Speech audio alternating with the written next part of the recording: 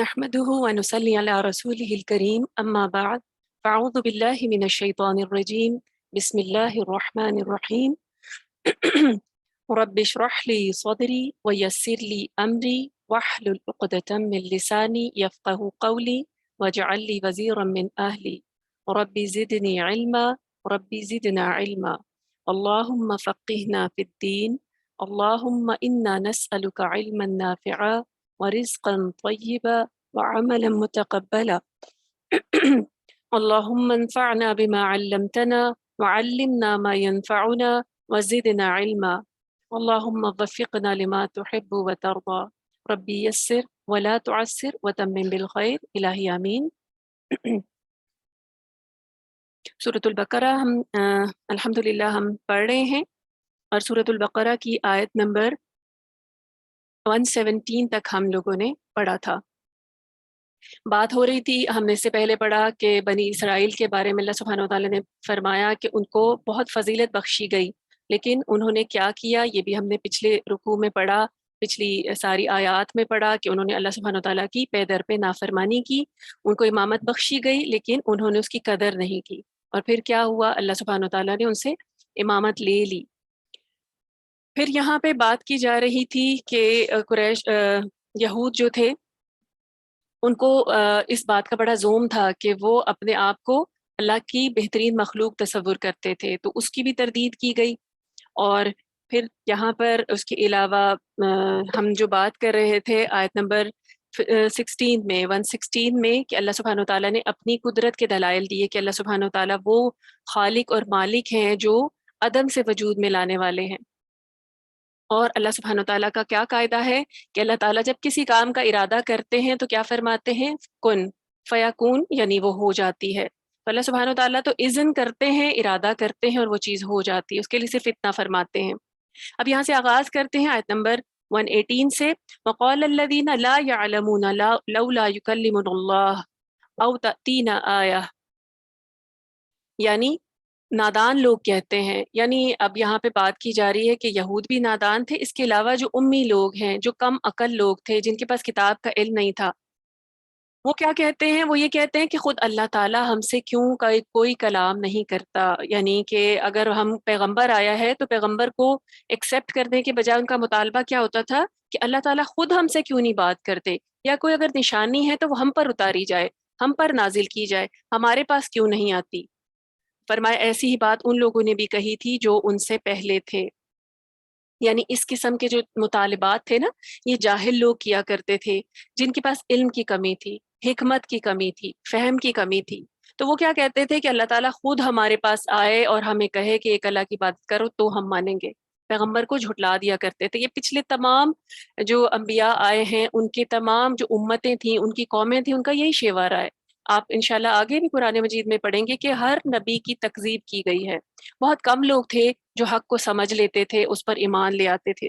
تو جب نہیں ماننا ہوتا تو انسان حجت کرتا ہے نا کہ یہ کیوں ہے، ایسا کیوں ہے، یہ ریزن کیوں نہیں ہے. تو یہاں پر بھی اسی چیز کو ہائی لائٹ کیا گیا ہے کہ وہ کہتے تھے کہ اللہ تعالیٰ خود ہمارے پاس کیوں نہیں آتا. یعنی اب آپ سوچیں کہ کس قسم کا مطالبہ تھا کہ اللہ تعالیٰ ایک ایک انسان کے پاس آئے اور اسے کہے کہ تم ایمان لے کر آؤ. کیا اللہ سبحانہ وتعالیٰ کا یہ احسان کافی نہیں ہے کہ اس نے نبی مبعوث کر دیا، اس نے کتاب اتار دی جس میں واضح دلائل دے دیے، کائنات کی نشانیوں میں ہمارے لیے کیا سبق نہیں ہے کہ انسان پھر بھی یہ مطالبے کرے. تو جو ایسے مطالبے کرتے ہیں وہ کم فہم لوگ ہوتے ہیں، وہ ماننا نہیں چاہتے، ان کے دلوں میں ٹیڑھ ہوتی ہے. تو وہ کہتے تھے کہ ہمیں کوئی معجزہ دکھایا جائے تو ہی ہم یقین لائیں گے. اور آپ دیکھیں جتنے پیغمبر تھے وہ معجزے بھی لے کر آئے تھے. نبی صلی اللہ علیہ وسلم کا معجزہ کیا ہے، قرآن ہے. حضرت موسیٰ کو کتنے معجزے عطا کیے گئے، حضرت عیسیٰ کو معجزے عطا کیے گئے. اگر معجزوں پر ہی ایمان لانا ہوتا تو ان کی تو پوری کی پوری قوم ایمان لے آتی.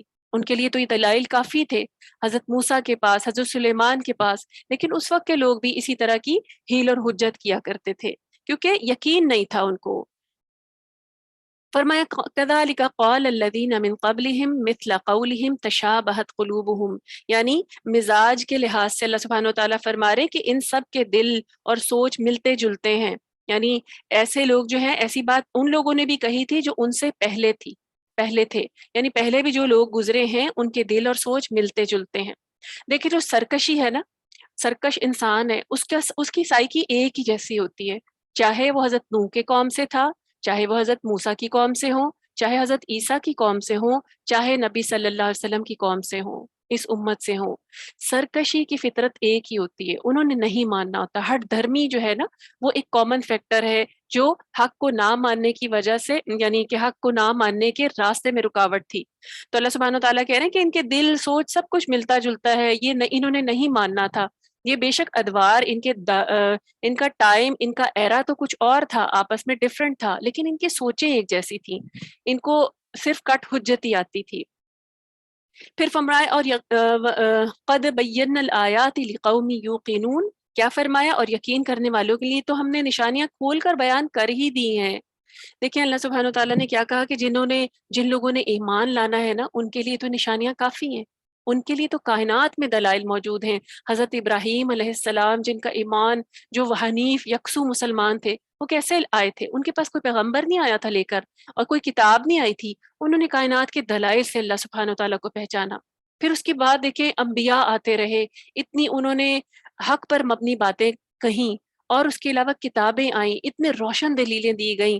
تو جن کو یقین ہوتا ہے نا، جن کو حق کی طلب ہوتی ہے، وہ مان لیا کرتے ہیں۔ تو اللہ سبحانہ وتعالیٰ نے کیا کہا کہ ہماری نشانیوں کی کمی تو نہیں ہے، جن کے اندر یقین ہے ان کو تو ایک ہی نشانی کافی ہے کہ وہ یقین لے آئیں، پھر وہ مزید کیوں، کیا، کیسے، ایسی کوئی بات نہیں کرتے، وہ مزید ریزنز نہیں مانگتے، ان کا دل فوراً سرنڈر کر جاتا ہے، ایک نشانی ان کو نظر آنی چاہیے۔ تو دیکھیں بات یہ ہے، ہم بھی اگر ہمارے پاس بھی اللہ کا کوئی حکم آتا ہے، ہمارے پاس بھی اللہ کا کوئی نشانی آتی ہے، ہمارے پاس بھی حق آتا ہے، ہمیں نظر آتا ہے، اگر ہمارے دل میں یقین ہوگا نا کہ یہ اللہ سبحانہ و تعالیٰ کی طرف سے ہے تو سچ ہے، کیونکہ یقین یہ ایک بیس ہے، ایک یونٹ ہے۔ اگر مجھے یقین ہی نہیں ہوگا کہ اللہ ہے تو میں اس کی کوئی بات کیوں مانوں گی؟ اگر مجھے یقین ہی نہیں ہوگا کہ یہ کتاب اللہ کی کتاب ہے تو میں اس کتاب پر یقین کیوں کروں گی؟ تو ایمان والے، یقین والے کون ہوتے ہیں؟ جو پہلے تو سب سے پہلے سمینہ و اطاعہ کرتے ہیں، یعنی وہ بیسیکلی اسلام میں اس طرح داخل ہوتے ہیں، اپنے آپ کو سرنڈر کر دیتے ہیں، پھر جو حکم آتا ہے، جو دلیل آتی ہے، وہ کہتے ہیں آمنا و صدقنا، وہ فوراً اس کی تصدیق کرتے ہیں کیونکہ اندر یقین ہوتا ہے۔ تو اگر ہم نے اللہ کا کوئی حکم ماننا ہے نا، تو اس کی پہلی چیز کیا ہے، پہلی شرط کیا ہے کہ ہمارے اندر یقین ہونا ضروری ہے، ہم اللہ کو اللہ اپنا خالق مانتے ہوں، رازق مانتے ہوں، مالک مانتے ہوں، ہم اسی کو اپنا جو ہے معبود مانتے ہوں، تبھی ہم جھکیں گے نا اس کے آگے، تو ہمارا دل جو ہے وہ فوراً سرنڈر کر جاتا ہے۔ تو اللہ سبحانہ و تعالیٰ نے کیا کہا؟ جن لوگوں نے ایمان لانا ان کے لیے نشانیوں کی کمی نہیں ہے، ایک ایک آیت پر ان کا ایمان پختہ ہو جاتا ہے۔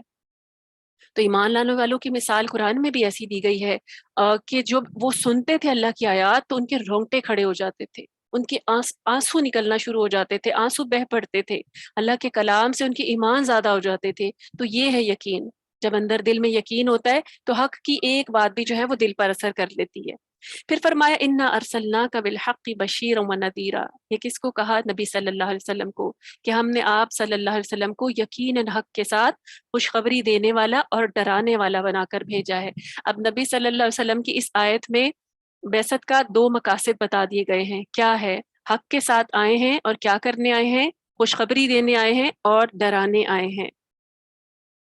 تو اب خوشخبری دیکھیں، اب یہاں پہ اللہ سبحانہ و تعالیٰ نے نبی صلی اللہ علیہ وسلم کو کلام کیا اور ان کو بتایا کہ ہم نے آپ کو حق کے ساتھ بھیجا ہے۔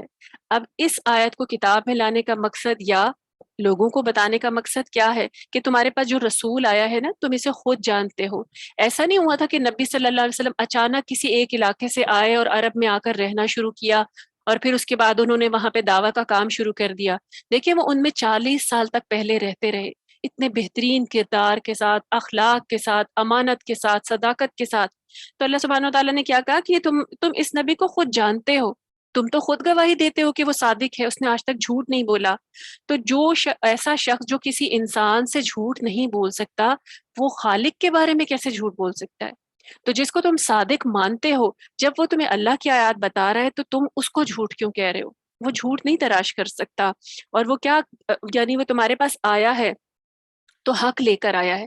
جب تم اسے صادق مانتے ہو تو جو اس کی زبان سے الفاظ ادا ہو رہے، جو آیات تمہیں پڑھ کر سنا رہا ہے، وہ بھی حق ہے، ورنہ وہ اپنی طرف سے کوئی چیز گھڑ نہیں رہا، اور اس کا آنے کا مقصد کیا ہے کہ وہ تمہیں خوشخبری دے دے، وہ تمہیں بتا دے کہ اگر تم اللہ کا کہنا مانو گے تو تمہارے لیے کیا بشارتیں ہیں، اور وہ تمہیں ڈرا دے اس آنے والے دن سے، موت سے، وہ تمہیں خبردار کر دے کہ آخرت کی تیاری کرو، ایک دن ہے جہاں پہ اللہ کے آگے جواب دہ ہونا ہے۔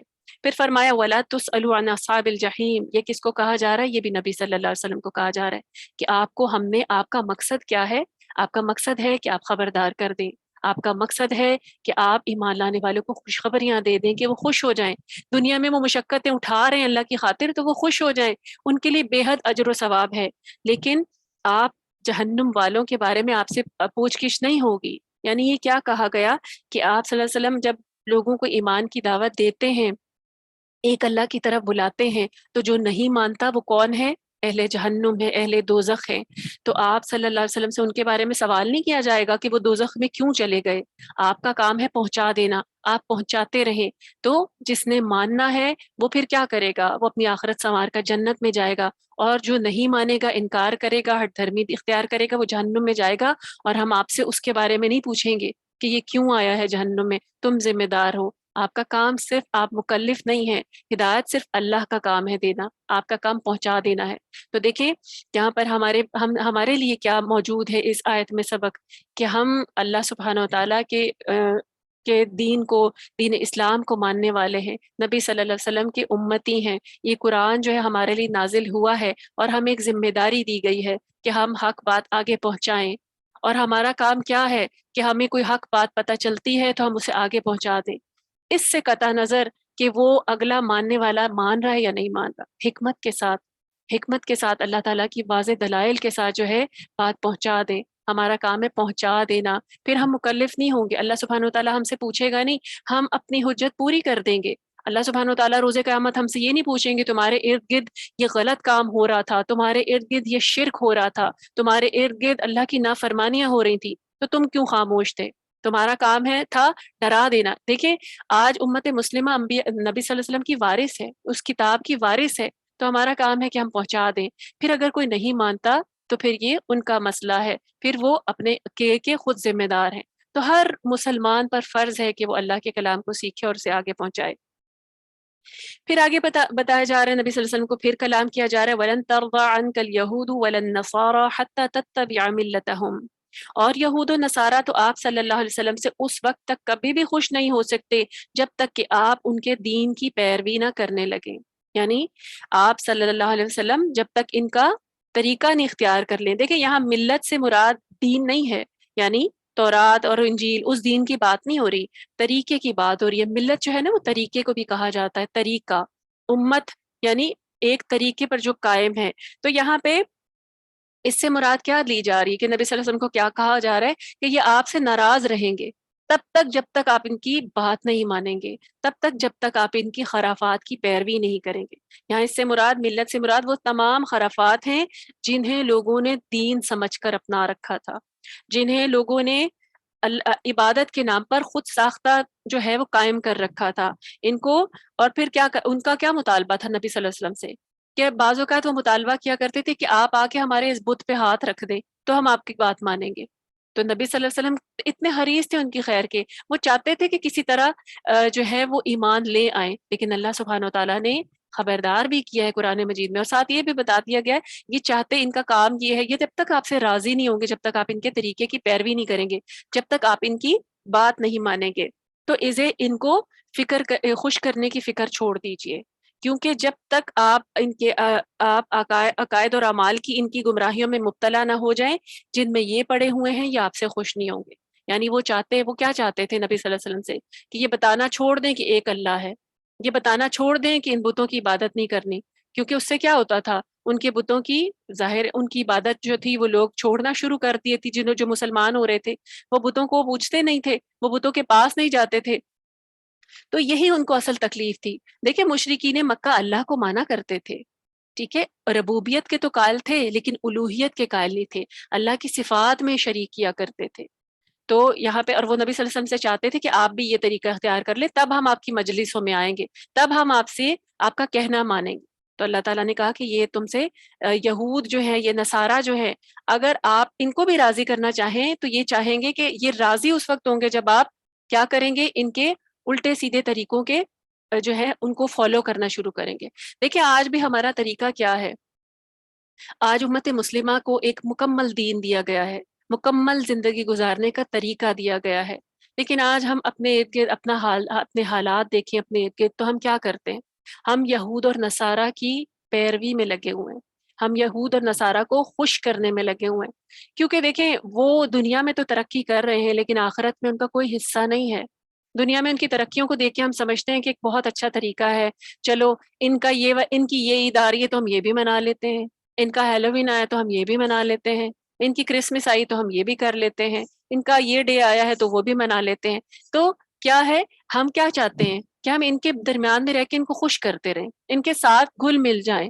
تو لیکن یہ دیکھیں، آپ کبھی بھی مسلمان کتنی بھی، آپ نے کبھی دیکھا ہے کہ کوئی عیسائی آ کر یا کوئی یہودی آ کر عید منا رہے ہیں ہمارے ساتھ، کہ چلو تمہاری عید کا دن آیا ہے تو ہم بھی تمہارے ساتھ مل کر عید مناتے ہیں؟ جبکہ ہم تو کرسمس بڑے شوق سے مناتے ہیں، ہیلووین بڑے شوق سے مناتے ہیں، وش کرتے ہیں، جو جو ان کا ڈے آتا ہے ہم اس کو سیلیبریٹ کرنے کی فکر میں ہوتے ہیں. اور یہ چیز ہمارے سوسائٹی میں آہستہ آہستہ اتنی زیادہ پریویل کر گئی کہ ہمیں بری نہیں لگتی، ہماری نیو جنریشن کو بری نہیں لگتی. وہ کیا کہتے ہیں، یہ تو گھلنا ملنے کا نام ہے. حالانکہ اس سے کیا ہو رہا ہے، اس سے ایک انسان، یہ صرف تہذیب نہیں ہے، یہ ایک ملت، ایک امت کا طریقہ ہے. ہم اپنا طریقہ چھوڑ کر، اپنی سنت چھوڑ کر، کیا کبھی انہوں نے ہمیں خوش کرنے کے لیے کہا ہے کہ ہم آپ کا طریقہ اپناتے ہیں؟ ہم بھی دائیں ہاتھ سے کھائیں گے، ہم بھی جو نبی صلی اللہ علیہ وسلم نے کہا ہم بھی وہ دعائیں پڑھا کریں گے، کہ ہم بھی آپ کے ساتھ عید منایا کریں گے، ہم بھی روزے رکھیں گے آپ کے ساتھ. ہم کیوں کرتے ہیں؟ ہم امت مسلمہ و حیثیت امت مسلمہ کیوں اتنے کمزور ہیں؟ کیا ہم صرف ان کو راضی کرنا چاہتے ہیں، اللہ کو راضی کرنے کی فکر نہیں ہے؟ تو یہاں پہ اللہ سبحانہ وتعالیٰ نے نبی صلی اللہ علیہ وسلم کو بھی یہ کہا تھا کہ یہود اور نصارہ کو تم جتنا مرضی ان کو راضی کرنے کی کوشش کرو، یہ راضی نہیں ہوں گے. تو آج ہمیں بھی یہ سمجھ لینا چاہیے، ہم ان کے سارے طریقے بھی اپنا لیں تب بھی وہ ہم سے راضی نہیں ہوں گے. جب وہ ہم پر ظلم کرنے پہ آتے ہیں تو وہ کوئی کمی نہیں چھوڑتے. تو ہمارا کیا کام ہے کہ ہم اپنی اپنی ملت میں مضبوط ہوں، اپنی امت میں مضبوط ہوں. جب ہم خود اپنی بنیاد میں مضبوط ہوں گے تو دوسرے بھی ہمیں فالو کریں گے. آج ہم نے اپنا طریقہ چھوڑ کے اتنی کمزوری اپنا لی ہے کہ آج ہمیں کوئی فالو نہیں کرنا چاہتا، ہم نے اپنے طریقے چھوڑ دیے. پھر فرمایا قل ان ہدی اللہ هو الہدی، یعنی کہہ دیجئے، آپ صلی اللہ علیہ وسلم کہہ دیجئے کہ ہدایت تو وہی ہے جو اللہ کی ہدایت ہے. اب دیکھیں، اللہ کی طرف سے ہدایت ہر زمانے کے تقاضوں کے مطابق آتی رہی ہے. اللہ نے ہر زمانے پہ پیغمبر بھیجا ہے نا، ہم جانتے ہیں ہر زمانے پہ پیغمبر آئے، انہوں نے دعوت دی. تو اللہ کی طرف سے ہدایت تو دیکھیں ہر زمانے میں آتی رہی. جب آدم علیہ السلام کو جنت سے اتارا گیا تھا تو ساتھ یہ بھی کہہ دیا گیا تھا نا کہ میری طرف سے ہدایت آتی رہے گی. تو جو کوئی پیروی کرے گا، جو کوئی اسے مانے گا، اس پر کوئی خوف بھی نہیں ہوگا، اس پر کوئی غم بھی نہیں ہوگا. تو ہدایت جو ہے نا وہ ہر زمانے میں آئی ہے، لیکن اس زمانے کے تقاضے کے مطابق. اللہ سبحانہ وتعالیٰ الحکیم ہے نا. دیکھیں دنیا میں بھی ہم کہتے ہیں نا حکمت کے ساتھ کام کرو، ابھی یہ موقع نہیں ہے تو ابھی یہ نہیں کہنا، ابھی یہ یہاں پہ اگر یہاں پہ اس وقت یہ چیز ہو رہی تو حکمت کے ساتھ یہ کرو. تو اللہ سبحانہ وتعالیٰ تو الحکیم ہے، انہوں نے زمانے کے تقاضے کے مطابق ہدایت جو ہے نازل کی. لیکن ہر زمانے میں توحید کا پیغام جو ہے وہ کامن تھا، یعنی ہر نبی توحید کا پیغام لے کر آئے تھے. تو جو ہر زمانے میں وہی ہدایت معتبر ہوتی ہے جو اس زمانے کا نبی لے کر آئے. یعنی جب موسیٰ علیہ السلام آئے تھے، وہ جو شریعت لے کر آئے تھے اس زمانے میں اس کو فالو کرنا ضروری تھا، اس سے پچھلی شریعتیں منسوخ ہو گئی تھیں. جب کوئی نیا نبی آتا ہے تو پچھلی شریعتیں منسوخ ہو جاتی تھیں. تو پھر اس کے بعد حضرت عیسیٰ علیہ السلام آئے.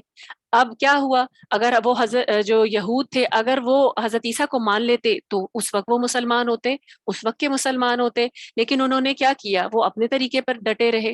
اب اسی طریقے سے حضرت عیسیٰ علیہ السلام کے بعد نبی صلی اللہ علیہ وسلم مبعوث ہوئے. اگر عیسائی اور یہودی نبی صلی اللہ علیہ وسلم کے اس طریقے کو، اس ملت کو، اس دین کو اپنا لیتے تو پھر وہ اس وقت کے مسلمان ہوتے. وہ اپنے دور کے جب وہ مانتے تھے اس شریعت کو تو وہ اس وقت کے مسلمان تھے. ہر دور میں ہدایت آئی ہے اللہ تعالیٰ کی طرف سے. تو اصل کام کیا ہے کہ جب جس دور میں اللہ سبحانہ وتعالیٰ نے جو نبی بھیجا ہے اس کے ساتھ جو شریعت بھیجی ہے، جو احکامات بھیجے ہیں ان کو مانا جائے. دیکھیں آج ہم اپنے آپ کو مسلمان کہتے ہیں نا، حضرت موسیٰ کے دور میں جو ان کو مانتے تھے وہ بھی مسلمان تھے. حضرت عیسیٰ کے دور میں جو ان کو مانا کرتے تھے وہ بھی مسلمان تھے، وہ اس دور کے مسلمان تھے. مسلمان کا مطلب کیا ہے؟ مسلمان کا مطلب ہے اپنے آپ کو سرنڈر کر دینے والا، اللہ کی اطاعت کے آگے ڈال دینے والا، سر تسلیم خم کر دینے والا. تو جنہوں نے اپنے آپ کو اللہ کے اطاعت کے آگے اس وقت ڈالا تھا وہ اس وقت کے مسلمان تھے، اور آج جب نبی صلی اللہ علیہ وسلم آئے ہیں اور اس کے بعد آخری نبی کے طور پہ مبعوث ہوئے ہیں اور یہ کتاب آئی ہے، تو کیونکہ اب تو کوئی نبی نہیں آئے گا، کوئی کتاب نہیں آئے گی اس کے بعد، پچھلی تمام شریعتیں جو ہیں وہ منسوخ ہو گئی ہیں، بلکہ اسی میں مرج ہو گئی ہیں، کیونکہ قرآن نے کوئی ایسی بات نہیں بتائی جو پہلے نہیں بتائی گئی تھی۔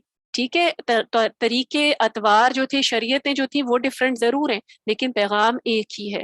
نیکی اور بدی کا، نماز کا، زکوٰۃ کا، صدقے کا، یہ پیغام جو تھے پچھلی شریعتوں میں بھی دیے گئے تھے، یہ کوئی نئے نہیں ہیں۔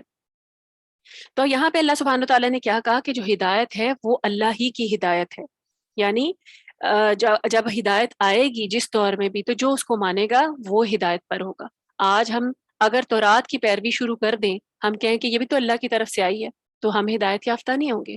آج ہم ہدایت یافتہ کیسے ہوں گے کہ ہم آخری نبی نبی صلی اللہ علیہ وسلم کو مانیں، آخری کتاب قرآن مجید پر ایمان رکھیں، اور دیکھیں ساتھ ساتھ ہمارا پیروی تو ہم نے اس شریعت کی کرنی ہے، لیکن ماننا اس کو بھی ہے۔ یعنی اب یہ آج ہم یہ نہیں کہہ سکتے کہ نہیں صرف نبی صلی اللہ علیہ وسلم جو ہے وہ پیغمبر ہے، نہیں صرف کتاب اللہ تعالیٰ کی کتاب قرآن مجید ہے، ہمارے ایمان کا حصہ ہے کہ ہم مانیں کہ نبی صلی اللہ علیہ وسلم کے سے پہلے باقی انبیاء بھی آئے تھے اور اللہ ہی کا پیغام لے کر آئے تھے، تو یہ بھی ہمارے جو ہے ایمان کا حصہ ہے۔ لیکن آج ہم تورات سے کوئی شریعت نہیں لے سکتے، تورات سے رہنمائی نہیں لے سکتے، آج ہم انجیل سے رہنمائی نہیں لے سکتے۔ آج جو ہے سب کو مسلمان ہونا، یعنی مسلمان ہونے کے لیے کتاب پر نبی صلی اللہ علیہ وسلم پر ایمان لانا ضروری ہے، اور اللہ کی وحدانیت کا پیغام قبول کرنا ضروری ہے۔ سیدنا جابر رضی اللہ تعالیٰ عنہ نبی صلی اللہ علیہ وسلم سے روایت کرتے ہیں کہ سیدنا عمر رضی اللہ تعالیٰ عنہ ایک مرتبہ آپ صلی اللہ علیہ وسلم کے پاس تورات کا نسخہ لے کر آئے، کیونکہ تورات تو ہوتی تھی نا اس زمانے میں بھی جب نبی صلی اللہ علیہ وسلم آئے تھے، تو وہ حضرت عمر کے پاس تورات کا نسخہ تھا ایک، وہ لے کر آئے اور کہنے لگے یا رسول اللہ صلی اللہ علیہ وسلم یہ تورات کا نسخہ ہے۔ آپ صلی اللہ علیہ وسلم چپ رہے، یعنی ان کے سامنے تورات لائی گئی تو چپ رہے۔ سیدنا عمر رضی اللہ تعالیٰ عنہ نے اسے پڑھنا شروع کر دیا، یعنی وہ پڑھ رہے تھے ان کے سامنے، نبی صلی اللہ علیہ وسلم کے سامنے، اور نبی صلی اللہ علیہ وآلہ وسلم کا چہرہ متغیر ہوتا چلا گیا، یعنی چہرے کا رنگ بدل گیا، غصہ جو تھا، وہ ناگواری جو تھی وہ ان کے چہرے سے نظر آ رہی تھی۔ سیدنا ابو بکر صدیق رضی اللہ تعالیٰ عنہ نے یہ صورتحال دیکھی تو حضرت عمر رضی اللہ تعالیٰ عنہ سے کہا کہ تمہیں گم کرنے والیاں گم کریں، یعنی انداز تھا ان کا یہ کہ تمہیں گم کرنے والیاں گم کریں، کیا تم نبی صلی اللہ علیہ وسلم کی طرف نہیں دیکھ رہے کہ تم یہ تورات پڑھ رہے ہو تو تم ان کے چہرے کی طرف نہیں دیکھ رہے کہ وہ کیا محسوس کر رہے ہیں؟ سیدنا عمر رضی اللہ تعالیٰ عنہ نے جب آپ صلی اللہ علیہ وسلم کے چہرے کے پر غصے کے آثار دیکھے تو کہنے لگے کہ میں اللہ سے اور اس کے رسول کے غضب سے پناہ مانگتا ہوں، فوراً باز آ گئے۔ انہوں نے دیکھا کہ نبی صلی اللہ علیہ وسلم برا منا رہے ہیں کہ ان کے سامنے یہ تورات پڑھی جا رہی ہے۔ ہم اللہ کے پروردگار ہونے پر، یعنی حضرت عمر نے کہا ہم اللہ کے پروردگار ہونے پر اور اسلام کے دین ہونے پر اور محمد صلی اللہ علیہ وآلہ وسلم کے نبی ہونے پر راضی ہوئے، یعنی انہوں نے کیا کہا، رضیت باللہ ربا وبالاسلام دینا وبمحمد صلی اللہ علیہ وآلہ وسلم نبیا، انہوں نے اس وقت فوراً یہ کہا۔ یہ سن کر نبی صلی اللہ علیہ وسلم نے فرمایا کہ اس ذات کی قسم جس کے قبضے میں محمد صلی اللہ علیہ وآلہ وسلم کی جان ہے، اگر موسیٰ علیہ السلام آج موجود ہوں اور تم مجھے چھوڑ کر ان کی پیروی کرو گے تو تم گمراہ ہو جاؤ گے، یعنی آج اگر موسیٰ علیہ السلام ہوتے بھی نا تو ان کی پیروی نہیں کرنی تھی۔ آج عیسیٰ علیہ السلام دیکھیں قیامت سے پہلے قرب قیامت کی نشانیوں میں ہے کہ حضرت عیسیٰ علیہ السلام آئیں گے، تو حضرت عیسیٰ علیہ السلام جب آئیں گے تو ان کی پیروی نہیں کریں گے۔ اگر عیسائیوں کے لیے ماننا تب بھی ضروری ہوگا کہ وہ کس کو مانے، نبی صلی اللہ علیہ وسلم کو آخری نبی مانے۔ اور نبی صلی اللہ علیہ وسلم نے فرمایا کہ اور اگر موسیٰ علیہ السلام خود زندہ ہوتے اور میری نبوت کا زمانہ پاتے تو ضرور میری پیروی کرتے۔ ایک دوسری روایت میں اس طرح الفاظ ملتے ہیں کہ اگر موسیٰ علیہ السلام زندہ ہوتے تو انہیں بھی میری اتباع کے علاوہ کوئی چارہ نہ ہوتا، یعنی ان کو بھی کیا چاہیے تھا، اگر موسیٰ علیہ السلام یہ زمانہ پا لیتے تو وہ کیا کرتے، پھر وہ نبی نہیں ہوتے، آخری نبی پھر نبی صلی اللہ علیہ وسلم تھے، تو یہ شریعت جو ہے وہ اسی میں منسوخ ہو جاتی اور ان کو بھی اسی دین کو ماننا پڑتا۔ اب جب ہم دیکھیں اس کے لیے ہمارے پاس کیا دلائل ہیں، جب نبی صلی اللہ علیہ وآلہ وسلم کو اسراء اور معراج کرائی گئی اور ان کو مسجد اقصیٰ تک لے جایا گیا تو انہوں نے جا کر تمام انبیاء کی امامت کرائی تھی۔ امامت کیا ہوتی ہے، ایک لیڈرشپ ہوتی ہے، اور جو امام ہوتا ہے اس کے پیچھے جو اس کے فالوورز ہوتے ہیں وہ کیا ہوتے ہیں، وہ اس کو ماننے والے ہوتے ہیں۔ تو یہاں سے یہ بات ہمیں کیا، یہاں سے کیا ہمیں بتانا مقصود تھا کہ پچھلے تمام انبیاء کی جو شریعتیں، ان کے جو پیغام، وہ سب کچھ جو ہیں وہ اسلام میں شامل ہو گئے ہیں۔ اب دین صرف اسلام ہے، وہ اسلام ہے جو نبی صلی اللہ علیہ وسلم لے کر آئے، وہ شریعت ہے، وہ طریقہ ہے، دین مکمل ہو چکا ہے جو نبی صلی اللہ علیہ وسلم نے بتایا۔ آج کوئی تورات پڑھ کر یہ نہیں کہہ سکتا کہ یہ بھی اللہ کا طریقہ ہے، میں اس کو فالو کر لیتی ہوں۔ اور ویسے بھی آپ دیکھیں کہ کتابوں میں اتنی تحریف ہو گئی ہے کہ آج ہم ان کتابوں سے رہنمائی نہیں لے سکتے۔ ہمارے پاس ایک جامع کتاب موجود ہے۔ اسی طریقے سے ہمیں پتہ چلتا ہے احادیث کے ذریعے کہ جب عیسیٰ علیہ السلام آخری زمانے میں دوبارہ نازل ہوں گے اور جب آئیں گے اور اس کے بعد دجال سے مقابلہ کریں گے، تو اس سے پہلے جب وہ اتریں گے تو سب سے پہلے وہ جو ہے یعنی دین اسلام کی امامت میں نماز پڑھیں گے، پیچھے پڑھیں گے، یعنی امامت جو ہے وہ مسلمان کروائیں گے، اور کہا جاتا ہے کہ امام مہدی کروائیں گے، اور نبی صلی اللہ علیہ وسلم ان کے حضرت عیسیٰ علیہ السلام ان کے پیچھے نماز پڑھیں گے۔ تو اس سے کیا مطلب ہوگا؟ اور صلیب توڑ دیں گے، یعنی نبی صلی اللہ علیہ وسلم کی حدیث کا مفہوم ہے کہ حضرت عیسیٰ علیہ السلام جب دوبارہ نازل ہوں گے تو صلیب کو توڑ دیا جائے گا، یعنی کرسچینٹی باقی نہیں رہے گی، وہ سب جو ہے وہ اسلام میں مرج ہو جائیں گے۔ تو یہاں پہ بتایا جا رہا ہے کہ ہدایت وہ ہے جو اللہ تعالیٰ بھیجیں، جس زمانے میں بھی بھیجیں۔ ہمارا کیا کام ہے؟ مسلمان کون ہوگا؟ وہ جو اس شریعت کو فالو کرے جو اللہ نے بھیجی ہے۔ پھر فرمایا وَلَئِنِ اتَّبَعْتَ أَهْوَاءَهُمْ بَعْدَ الَّذِي جَاءَكَ مِنَ الْعِلْمِ مَا لَكَ مِنَ اللَّهِ مِنْ وَلِيٍّ وَلَا نَصِيرٍ، اور اگر آپ علم آ جانے کے بعد ان کی خواہشات کی پیروی کریں گے تو آپ صلی اللہ علیہ وسلم کو اللہ سے بچانے والا کوئی حمایتی یا مددگار نہیں ہوگا۔ دیکھیں، ایک پیغمبر کو بھی اس طریقے سے مخاطب کیا جا رہا ہے اور بتایا جا رہا ہے کہ آپ نے بھی اگر ان کی خواہشات کی پیروی کر لی تو آپ کو بھی اللہ سے بچانے والا کوئی نہیں ہوگا۔ یہاں پہ اس آیت کو بتانے کا مقصد کیا ہے کہ خدا نخواستہ نبی صلی اللہ علیہ وسلم نے ان کی کوئی خواہشات کی پیروی نہیں کی، اس کے ذریعے ہمیں بتانا مقصود ہے کہ اگر آج ہم اپنے دین کو چھوڑ کر اپنی خواہشات کے پیچھے لگ جائیں یا دوسرے دین کو فالو کرنا شروع کر دیں تو کیا ہوگا؟ ہمیں اللہ سے بچانے والا کوئی نہیں ہوگا، کیونکہ دیکھیں ہمیں اللہ کے پاس ہی جواب دہ ہونا ہے جا کر اس دین کے بارے میں، ان اعمال کے بارے میں۔ پھر فرمایا الذین آتیناہم الکتاب یتلونہ حق تلاوتہ اولئک یؤمنون بہ، فرمایا جن لوگوں کو ہم نے کتاب دی ہے وہ اسے اس طرح پڑھتے ہیں جیسے اسے پڑھنے کا حق ہے، یہی لوگ دراصل اس قرآن پر ایمان لاتے ہیں، اور جو اس کتاب کا انکار کرتا ہے تو ایسے ہی لوگ خسارہ اٹھانے والے ہیں۔ اب کس کتاب کی بات کی جا رہی ہے؟ یہاں پر قرآن مجید کی بات کی جا رہی ہے، اور جن لوگوں کو ہم نے کتاب دی یعنی اہل کتاب کی بات کی جا رہی ہے۔ دیکھیں اہل کتاب میں بھی یعنی یہودیوں میں بھی کچھ لوگ بہت انصاف پسند تھے، ایسا نہیں تھا کہ اس وقت سارے یہودی جو تھے وہ، ان کی اکثریت جو تھی نا وہ اپنے ہی ہٹ دھرمی پر اڑی رہی، جیسا کہ ہم نے پہلے بھی پڑھا ہے کہ بنی اسرائیل کے اندر ایک ہٹ دھرمی، خاص قسم کی ہٹ دھرمی تھی، وہ اس پر قائم رہے۔ لیکن چند علماء ایسے بھی تھے جنہوں نے حق کو پہچان لیا تھا، ان میں عبداللہ بن سلام بھی ہیں اور ان کے کچھ ساتھی بھی ہیں، وہ بھی جو ہے نبی صلی اللہ علیہ وسلم کو جب انہوں نے دیکھا، ان کی نشانیاں دیکھیں تو فوراً ایمان لے آئے تھے۔ وہ اس بات پہ نہیں ڈٹے رہے کہ ہم تو یہودی اسکالر ہیں اور ہم مانیں گے نہیں، ان کو پتا تھا حق آ گیا ہے تو انہوں نے مان لیا، اور اللہ سبحانہ وتعالیٰ نے یہاں دیکھیں ان کی تعریف کی ہے۔ جو حق کو مان لیتا ہے اللہ تعالیٰ نے، وہ اہل کتاب تھے، اللہ نے ان کی تعریف کی، اور قرآن مجید کی ہی دوسری آیات سے ہمیں پتہ چلتا ہے کہ ان کو دوہرا اجر ملے گا۔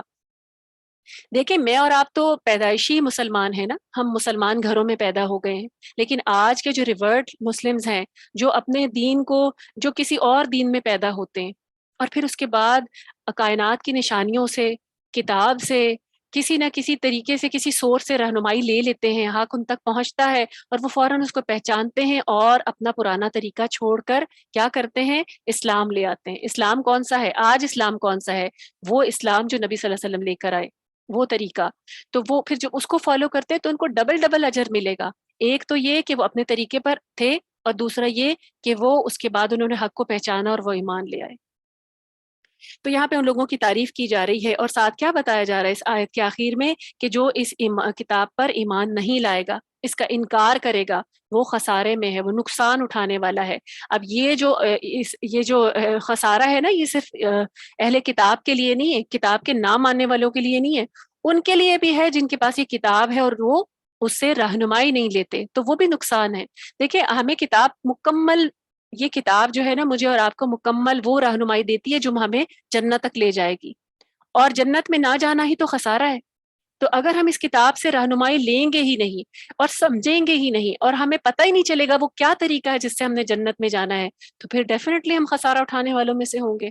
تو اللہ سبحانہ وتعالیٰ نے یہاں بتا دیا کہ جو انکار کرے گا وہ نقصان اٹھانے والوں میں سے ہوگا۔ پھر فرمایا یا بنی اسرائیل اذکروا نعمتی التی انعمت علیکم، اے بنی اسرائیل میری اس نعمت کو یاد کرو جو میں نے تمہیں عطا کی تھی، تم پر انعام کی تھی اور تمہیں تمام اقوام عالم پر فضیلت بخشی تھی، اور اس دن سے ڈر جاؤ جب کوئی کسی دوسرے کے کام نہیں آئے گا۔ اس دن نہ تو اس سے معاوضہ قبول کیا جائے گا اور نہ کسی کی سفارش اسے فائدہ دے گی اور نہ ہی انہیں کوئی مدد مل سکے گی۔ اب دیکھیں ایک مرتبہ 14 رکوع مکمل ہوئے ہیں تو یہاں پہ پھر بنی اسرائیل کو آخر میں دوبارہ مخاطب کیا جا رہا ہے۔ کیا کہا جا رہا ہے کہ دوبارہ یاد کرایا جا رہا ہے، یاد تو کرو میری نعمتیں، اتنا کچھ تم پر انعام کیا، تمہیں فضیلت بخشی، لیکن تم نے کیا کیا؟ تم نے اللہ سبحانہ وتعالیٰ کی بات نہیں مانی، تم نے ناشکری کی، پھر ساتھ ڈرایا جا رہا ہے ان کو۔ اور یہ دیکھیں یہ ڈرانا قرآن مجید میں ہے، ہمیں بھی ساتھ ساتھ ڈرایا جا رہا ہے کہ اس دن سے ڈر جاؤ جب کوئی کسی کے کام نہیں آئے گا، کسی کی سفارشیں کام نہیں آئیں گی، سفارش اسی کی ہوگی جس کے لیے اللہ اذن دیں گے، اور کسی سے کوئی معاوضہ، آج دنیا میں کوئی بلینئر بھی ہے نا، وہاں پر اس کی حیثیت کیا ہوگی اللہ کے آگے جب وہ مجرم بن کر کھڑا ہوگا؟ اس کے بلینز کام آئیں گے؟ آج دنیا میں کوئی قابل ہے، اس کے پاس اسکالر کسی بھی قسم کی کوئی ڈگری ہے، ذہین ہے، فطین ہے، جینیس کہلاتا ہے دنیا کا، لیکن اگر اس نے اللہ کا راستہ اختیار نہیں کیا تو اللہ کے حضور جب وہ کھڑا ہوگا تو کیا اس کا جینیس ہونا اسے کام آئے گا؟ وہاں پر تو کسی کی کوئی مدد نہیں کی جائے گی۔ تو ڈرایا جا رہا ہے بنی اسرائیل کو بھی، ان کو کہا جا رہا ہے کہ تمہیں فضیلت دی تھی تو تم ڈر جاؤ، اس دن سے تو ڈر جاؤ جو آنے والا ہے۔ تو ہمارے لیے بھی کیا ہے، ہمیں بھی اس میں کیا سبق مل رہا ہے کہ کسی سے کوئی فدیہ بھی قبول نہیں کیا جائے گا۔ تو کام کیا آئے گا؟ میرے اور آپ کے عمل کام آئیں گے، ہماری وہ اطاعت کام آئے گی جو ہم نے اللہ سبحانہ وتعالیٰ کے لیے کی ہوگی، اس کتاب کے ساتھ جو وقت گزارا ہوگا، اس کتاب پر جتنا عمل کیا ہوگا، اور اس عمل کے نتیجے میں جو ہمارے اعمال سیدھے ہوئے ہوں گے وہی اعمال ہمارے کام آئیں گے۔ کیونکہ دیکھیں میں اور آپ اپنی مرضی سے جو مرضی اگر نیکیاں کریں گے نا، وہ نیکیاں اللہ کے حضور قبول نہیں ہوں گی، چاہے ہم ڈھیر لگا دیں۔ وہ کون سی ہوں گی؟ قل هل ننبئکم بالاخسرین اعمالا، ایسے بھی لوگ ہیں سورۃ کہف میں اللہ سبحانہ وتعالیٰ نے کہا ہے کہ ہم آپ کو ایسے لوگوں کے بارے میں بتائیں کہ جو خسارے میں ہیں، وہ یہ سمجھ رہے ہیں کہ وہ جو کچھ دنیا میں کر رہے ہیں وہ اچھا ہے، اور ان کے سارے اعمال ضائع کر دیے جائیں گے، ان کو ویٹیج ہی نہیں دی جائے گی۔ کون سے اعمال؟ انہوں نے تو نیکیاں سمجھ کے کی تھی، لیکن وہ نبی صلی اللہ علیہ وسلم نے ڈیفائن نہیں کی تھی وہ نیکی، اللہ سبحانہ وتعالیٰ کی کتاب میں وہ نیکی نہیں تھی، انہوں نے خود سے نکالی تھی، تو ایسی نیکیاں کام نہیں آئیں گی۔ پھر فرمایا وَإِذِ ابْتَلَىٰ ابراہیم، دیکھیں اب یہاں پر بنی اسرائیل کا قصہ جو ہے وہ مکمل ہوا، اب یہاں پہ حضرت ابراہیم علیہ السلام کی بات کی جا رہی ہے۔ آگے آیات میں بتایا جائے گا کہ حضرت ابراہیم علیہ السلام کو اتنا اونچا سٹیٹس دیا، ایک طرف بنی اسرائیل تھے، انہوں نے ہٹ دھرمی دکھائی، ایک طرف حضرت ابراہیم علیہ السلام تھے جو کہ وفاداری کی ایک مثال تھے، جو کہ بہترین عبد تھے، جنہوں نے اللہ سبحانہ تعالیٰ کے آگے جو سرنڈر کیا وہ بہترین مثال تھی سرنڈر کرنے کی۔ تو فرمایا وَإِذِ ابْتَلَىٰ إِبْرَاهِيمَ رَبُّهُ بِكَلِمَاتٍ فَأَتَمَّهُنَّ، جب ابراہیم علیہ السلام کو ان کے رب نے کئی باتوں میں آزمایا تو انہوں نے ان سب باتوں کو پورا کر دیا، یعنی اللہ نے ان کو آزمائشیں بھیجی تھی، طرح طرح کی طرح سے آزمایا تھا، اللہ تعالیٰ خود قرآن میں بتا رہے ہیں، اور انہوں نے ان سب باتوں کو پورا کر دیا۔ تو اللہ تعالیٰ نے ان سے فرمایا میں تمہیں ان سب لوگوں کا امام بنانے والا ہوں۔ اب پہلے امامت کی بات کی گئی تھی بنی اسرائیل کے ساتھ کہ ان کو امامت دی گئی، پھر ساتھ ان کا طرز عمل ہمیں دکھایا گیا قرآن مجید میں کہ انہوں نے اس امامت کے ساتھ کیا سلوک کیا۔ اب بتایا گیا ہے کہ پہلے حضرت ابراہیم علیہ السلام نے یہ کیا کیا تو ان کو یہ امامت ملی۔ یہاں پہ بات کی جا رہی ہے کہ ان کو آزمایا گیا، تو ان کا امتحان کن کن باتوں میں ہوا، ان میں سے اکثر ہم جانتے ہیں، لیکن حضرت ابراہیم علیہ السلام کو تمام دنیا کی امامت ایسے نہیں ملی، یہ لیڈرشپ جو تھی ان کو ایسے نہیں ملی، ان کی اتنی تعریف، ان کو خلیل ایسے نہیں اللہ سبحانہ وتعالیٰ نے کہا، بلکہ دیکھیں انہوں نے اپنے شعور یعنی ہوش سنبھالنے سے لے کر مرتے دم تک اپنی پوری زندگی قربانیاں دیں، قربانی ہی قربانی ان کی زندگی میں تھی۔ ہم نے بہت سی مثالیں دیکھی، دیکھیں دنیا میں انسان جن چیزوں سے محبت کر سکتا ہے نا، انہی چیزوں سے ان کو آزمایا گیا تھا، کیونکہ اللہ سبحانہ وتعالیٰ ہمیں انہی چیزوں سے آزماتے ہیں جن سے ہم محبت کرتے ہیں، جن کی بڑی خواہش ہمارے دلوں میں ہوتی ہے، وہیں سے اللہ سبحانہ وتعالیٰ ہمیں آزماتے ہیں۔ ہمارا جب ٹیسٹ ہوتا ہے تو حضرت ابراہیم علیہ السلام کو جو قربانیاں جو ان سے لی گئی تھیں، ان سے جو امتحان لیے گئے تھے، وہ ان کی پسندیدہ چیزوں کے بارے میں ہی تھے. اور حضرت ابراہیم علیہ السلام نے حق کی خاطر ایک ایک قربانی دی، بغیر کسی چوں چرا کیے، بغیر کوئی سوال کیے. اب اس میں دیکھیں وہ کون کون سی قربانیاں تھیں یا کون کون سے امتحان تھے. اب آپ سب سے پہلے دیکھیں کہ وہ ایک بت فروش کے گھر میں پیدا ہوئے تھے. ان کے والد جو تھے حضرت ابراہیم علیہ السلام کے، وہ خود بت بنایا کرتے تھے اور فروخت بھی کیا کرتے تھے، اور ساتھ ساتھ پوجا بھی کیا کرتے تھے ان کی. تو اب باپ کیا چاہتا تھا؟ کوئی باپ کیا چاہتا ہے جب بیٹا بڑا ہوتا ہے؟ کہ میرے کام میں ہاتھ بٹائے. تو حضرت ابراہیم کے والد بھی یہی چاہتے تھے کہ میرے کام میں ہاتھ بٹائے، جبکہ ان کو اس شرک سے بیزاری تھی. تو جب انہوں نے الٹا احسن انداز میں اپنے والد کو سمجھانا ہی شروع کر دیا کہ آپ یہ نہ کام کریں، تو ان کے والد نے کیا کیا تھا؟ ان کو نکال دیا تھا. ان کے والد ہی ان کے بہت بڑے مخالف بن گئے تھے، اور حضرت ابراہیم علیہ السلام کو اپنا گھر چھوڑنا پڑا. ہجرت پہلی قربانی کیا ہے؟ اپنا گھر، اپنے پیارے چھوڑنے پڑے. کس کی خاطر چھوڑے؟ اللہ سبحانہ و تعالیٰ کی خاطر چھوڑے. آج ہم چھوڑیں گے؟ آج ہم چھوڑ سکتے ہیں اپنا گھر؟ اگر ہم اپنے ایمانوں کا جائزہ لیں، اپنے دلوں میں جھانکیں، کیا ہم اللہ کی خاطر کیا کیا چھوڑ سکتے ہیں؟ ہم دعویٰ تو کرتے ہیں ہمیں اللہ سے محبت ہے، ہم دعویٰ تو کرتے ہیں ہم مسلمان ہیں. اگر آج ہمیں اللہ آزمانا شروع کرے تو کیا ہم ان آزمائشوں پہ پورا اترنے والے ہیں؟ ہمارا ایمان اس کیلیبر کا ہے؟ پھر دیکھیں جب ان کو وہاں سے حضرت ابراہیم علیہ السلام کو گھر سے نکال دیا گیا، جان سے مار دینے کی دھمکی دی گئی، جلا وطن کر دیا گیا، گھر بھی چھوڑا اور اپنا وطن بھی چھوڑا. اس کے علاوہ دیکھیں جب انہوں نے بت پرستی دیکھی تھی، تو جب ان کا کوئی قومی میلہ ہوا تھا، قرآن مجید میں اس کی تفصیل آگے آئے گی انشاءاللہ، تو انہوں نے کیا کیا؟ حضرت ابراہیم نے، کیونکہ بتوں سے بیزار تھے اور چاہتے تھے کہ میری قوم بھی اس بت پرستی سے باز آ جائے، تو انہوں نے اس جو عبادت خانہ اس میں سارے بت جو ہے نا خود توڑ دیے، اپنے ہاتھوں سے توڑ دیے. اور پھر کیا ہوا؟ اب اگر دیکھیں آج ایسے کوئی کرے کہ کہیں جا کے کسی عبادت خانے کو مسمار کر دے، تو اس کے ساتھ کیا سلوک کیا جائے گا؟ حضرت ابراہیم علیہ السلام کے ساتھ کیا کیا گیا تھا؟ انہیں آگ میں ڈالا گیا تھا اس وجہ سے. ایک قربانی اور، کہ ان کو پتا تھا کہ اس کے کیا کنسیکوینسز ہو سکتے ہیں، لیکن انہوں نے شرک سے بچانے کے لیے اپنی قوم کو وہ بت توڑے. لیکن پھر انہوں نے کیا کیا؟ 40 دن تک وہ آگ بھڑکائی گئی حضرت ابراہیم علیہ السلام کے لیے، اور ان کو کہا گیا کہ داخل ہو جاؤ. ایسا نہیں تھا کہ اٹھا کے پھینکا گیا، انہیں کہا داخل ہو جاؤ، اور وہ اس میں داخل ہوئے. کیا کہتے ہوئے؟ حسبنا اللہ و نعم الوکیل. کہ قربانی دی اور ساتھ کیا کہا؟ مجھے میرا اللہ کافی ہے. کس طریقے سے وہ داخل ہوئے تھے؟ تو یہاں پر اللہ سبحانہ و تعالیٰ نے، انہوں نے بخوشی اس میں کودنا منظور کیا. یہ نہیں کیا نہیں نہیں ٹھیک ہے چلو اب نہیں کرتا، ایسے نہیں کہا تھا انہوں نے. آج ہمیں اگر ایسی کوئی چیز ہو تو ہم اپنی جان بچانے کے لیے ایسا کہہ سکتے ہیں. حضرت ابراہیم بھی کہہ سکتے تھے، لیکن حضرت ابراہیم نے بخوشی اس آگ میں کودنا منظور کیا. کتنا مشکل امتحان تھا، اور آگ ان کے لیے ٹھنڈی ہو گئی. اللہ تعالیٰ ان کے خلیل بن گئے تھے نا، اللہ تعالیٰ نے وہ آگ ہی ٹھنڈی کر دی. اگلا امتحان کیا تھا؟ اللہ سبحانہ و تعالیٰ نے انہوں نے اتنی دعاؤں کے ساتھ اولاد حاصل کی، اور اللہ سبحانہ و تعالیٰ نے ان کو حکم دیا کہ اپنی بیوی اور بچے کو، دودھ پیتے بچے کو یعنی بالکل بے آب و گیہ وادی میں چھوڑا. ڈیزرٹ ایریا، صحرا، جہاں پہ کوئی انسان دور دور تک نظر نہ آتا تھا، جہاں کھانا پانی کوئی بھی ایسی چیز موجود نہیں تھی. کسی صحرا میں آپ سوچ سکتے ہیں آج آپ کو کہا جائے، اللہ تعالیٰ نے حکم دیا کسی کو، کوئی کہا جائے کہ یہ اللہ کا حکم ہے کہ جاؤ اپنی اولاد کو صحرا میں چھوڑ کے آؤ، یا خود بھی جا کے بیٹھو، تو کوئی جائے گا؟ کبھی بھی نہیں جائیں گے. وہ لوگ کیا کہیں گے کہ یہ تو بڑی انسینٹی ہے، یہ کس قسم کا حکم ہے، یہ تو ظلم ہے. لیکن حضرت ابراہیم علیہ السلام نے کیا کیا؟ فوراً اللہ کا حکم مانا اور ان کو اس وادی میں چھوڑ آئے جہاں نہ کھانا پینا تھا اور کوئی بھی ایسی چیز نہیں تھی. حضرت ہاجرہ نے صبر کیا کیونکہ وہ بھی نبی کی بیوی تھی. ان کے جو صبر، ان کے ایمان کا کیلیبر بھی آپ دیکھیں کتنا اسٹرانگ تھا. انہوں نے صرف یہ پوچھا کہ کس کے آسرے پہ، سہارے پہ چھوڑ کے جا رہے ہو، اور حضرت ابراہیم علیہ السلام نے کیا کہا؟ اللہ کے سہارے پر. اور وہ خاموش ہو گئی اور وہ چلے گئے اور ان کو چھوڑا. اور وہاں پر آپ سوچیں ایک عورت ہے، اکیلی ہے صحرا میں بچے کے ساتھ، کون کون سے خطرات پیش آ سکتے تھے، کون کون سے مصائب پیش آ سکتے تھے، بھوک پیاس سے جان بھی جا سکتی تھی. یہ تو نہیں سوچا انہوں نے. اور اللہ سبحانہ و تعالیٰ نے یہاں پر بھی ان کی قربانی قبول کی، اور پھر ان کو اللہ تعالیٰ نے آہستہ آہستہ ان کے درجات بلند کیے، اور کہاں تک ان کو لے گئے کہ ان کو پوری ملت بنا دیا. پھر دیکھیں یہی بچہ، یہی پیارا بچہ جب بڑا ہوا اور جب بچے بڑے ہوتے ہیں، باپ بیٹے جوان ہوتے ہیں تو باپ کو اور پیارے ہو جاتے ہیں کہ یہ میرا بازو بن گیا ہے.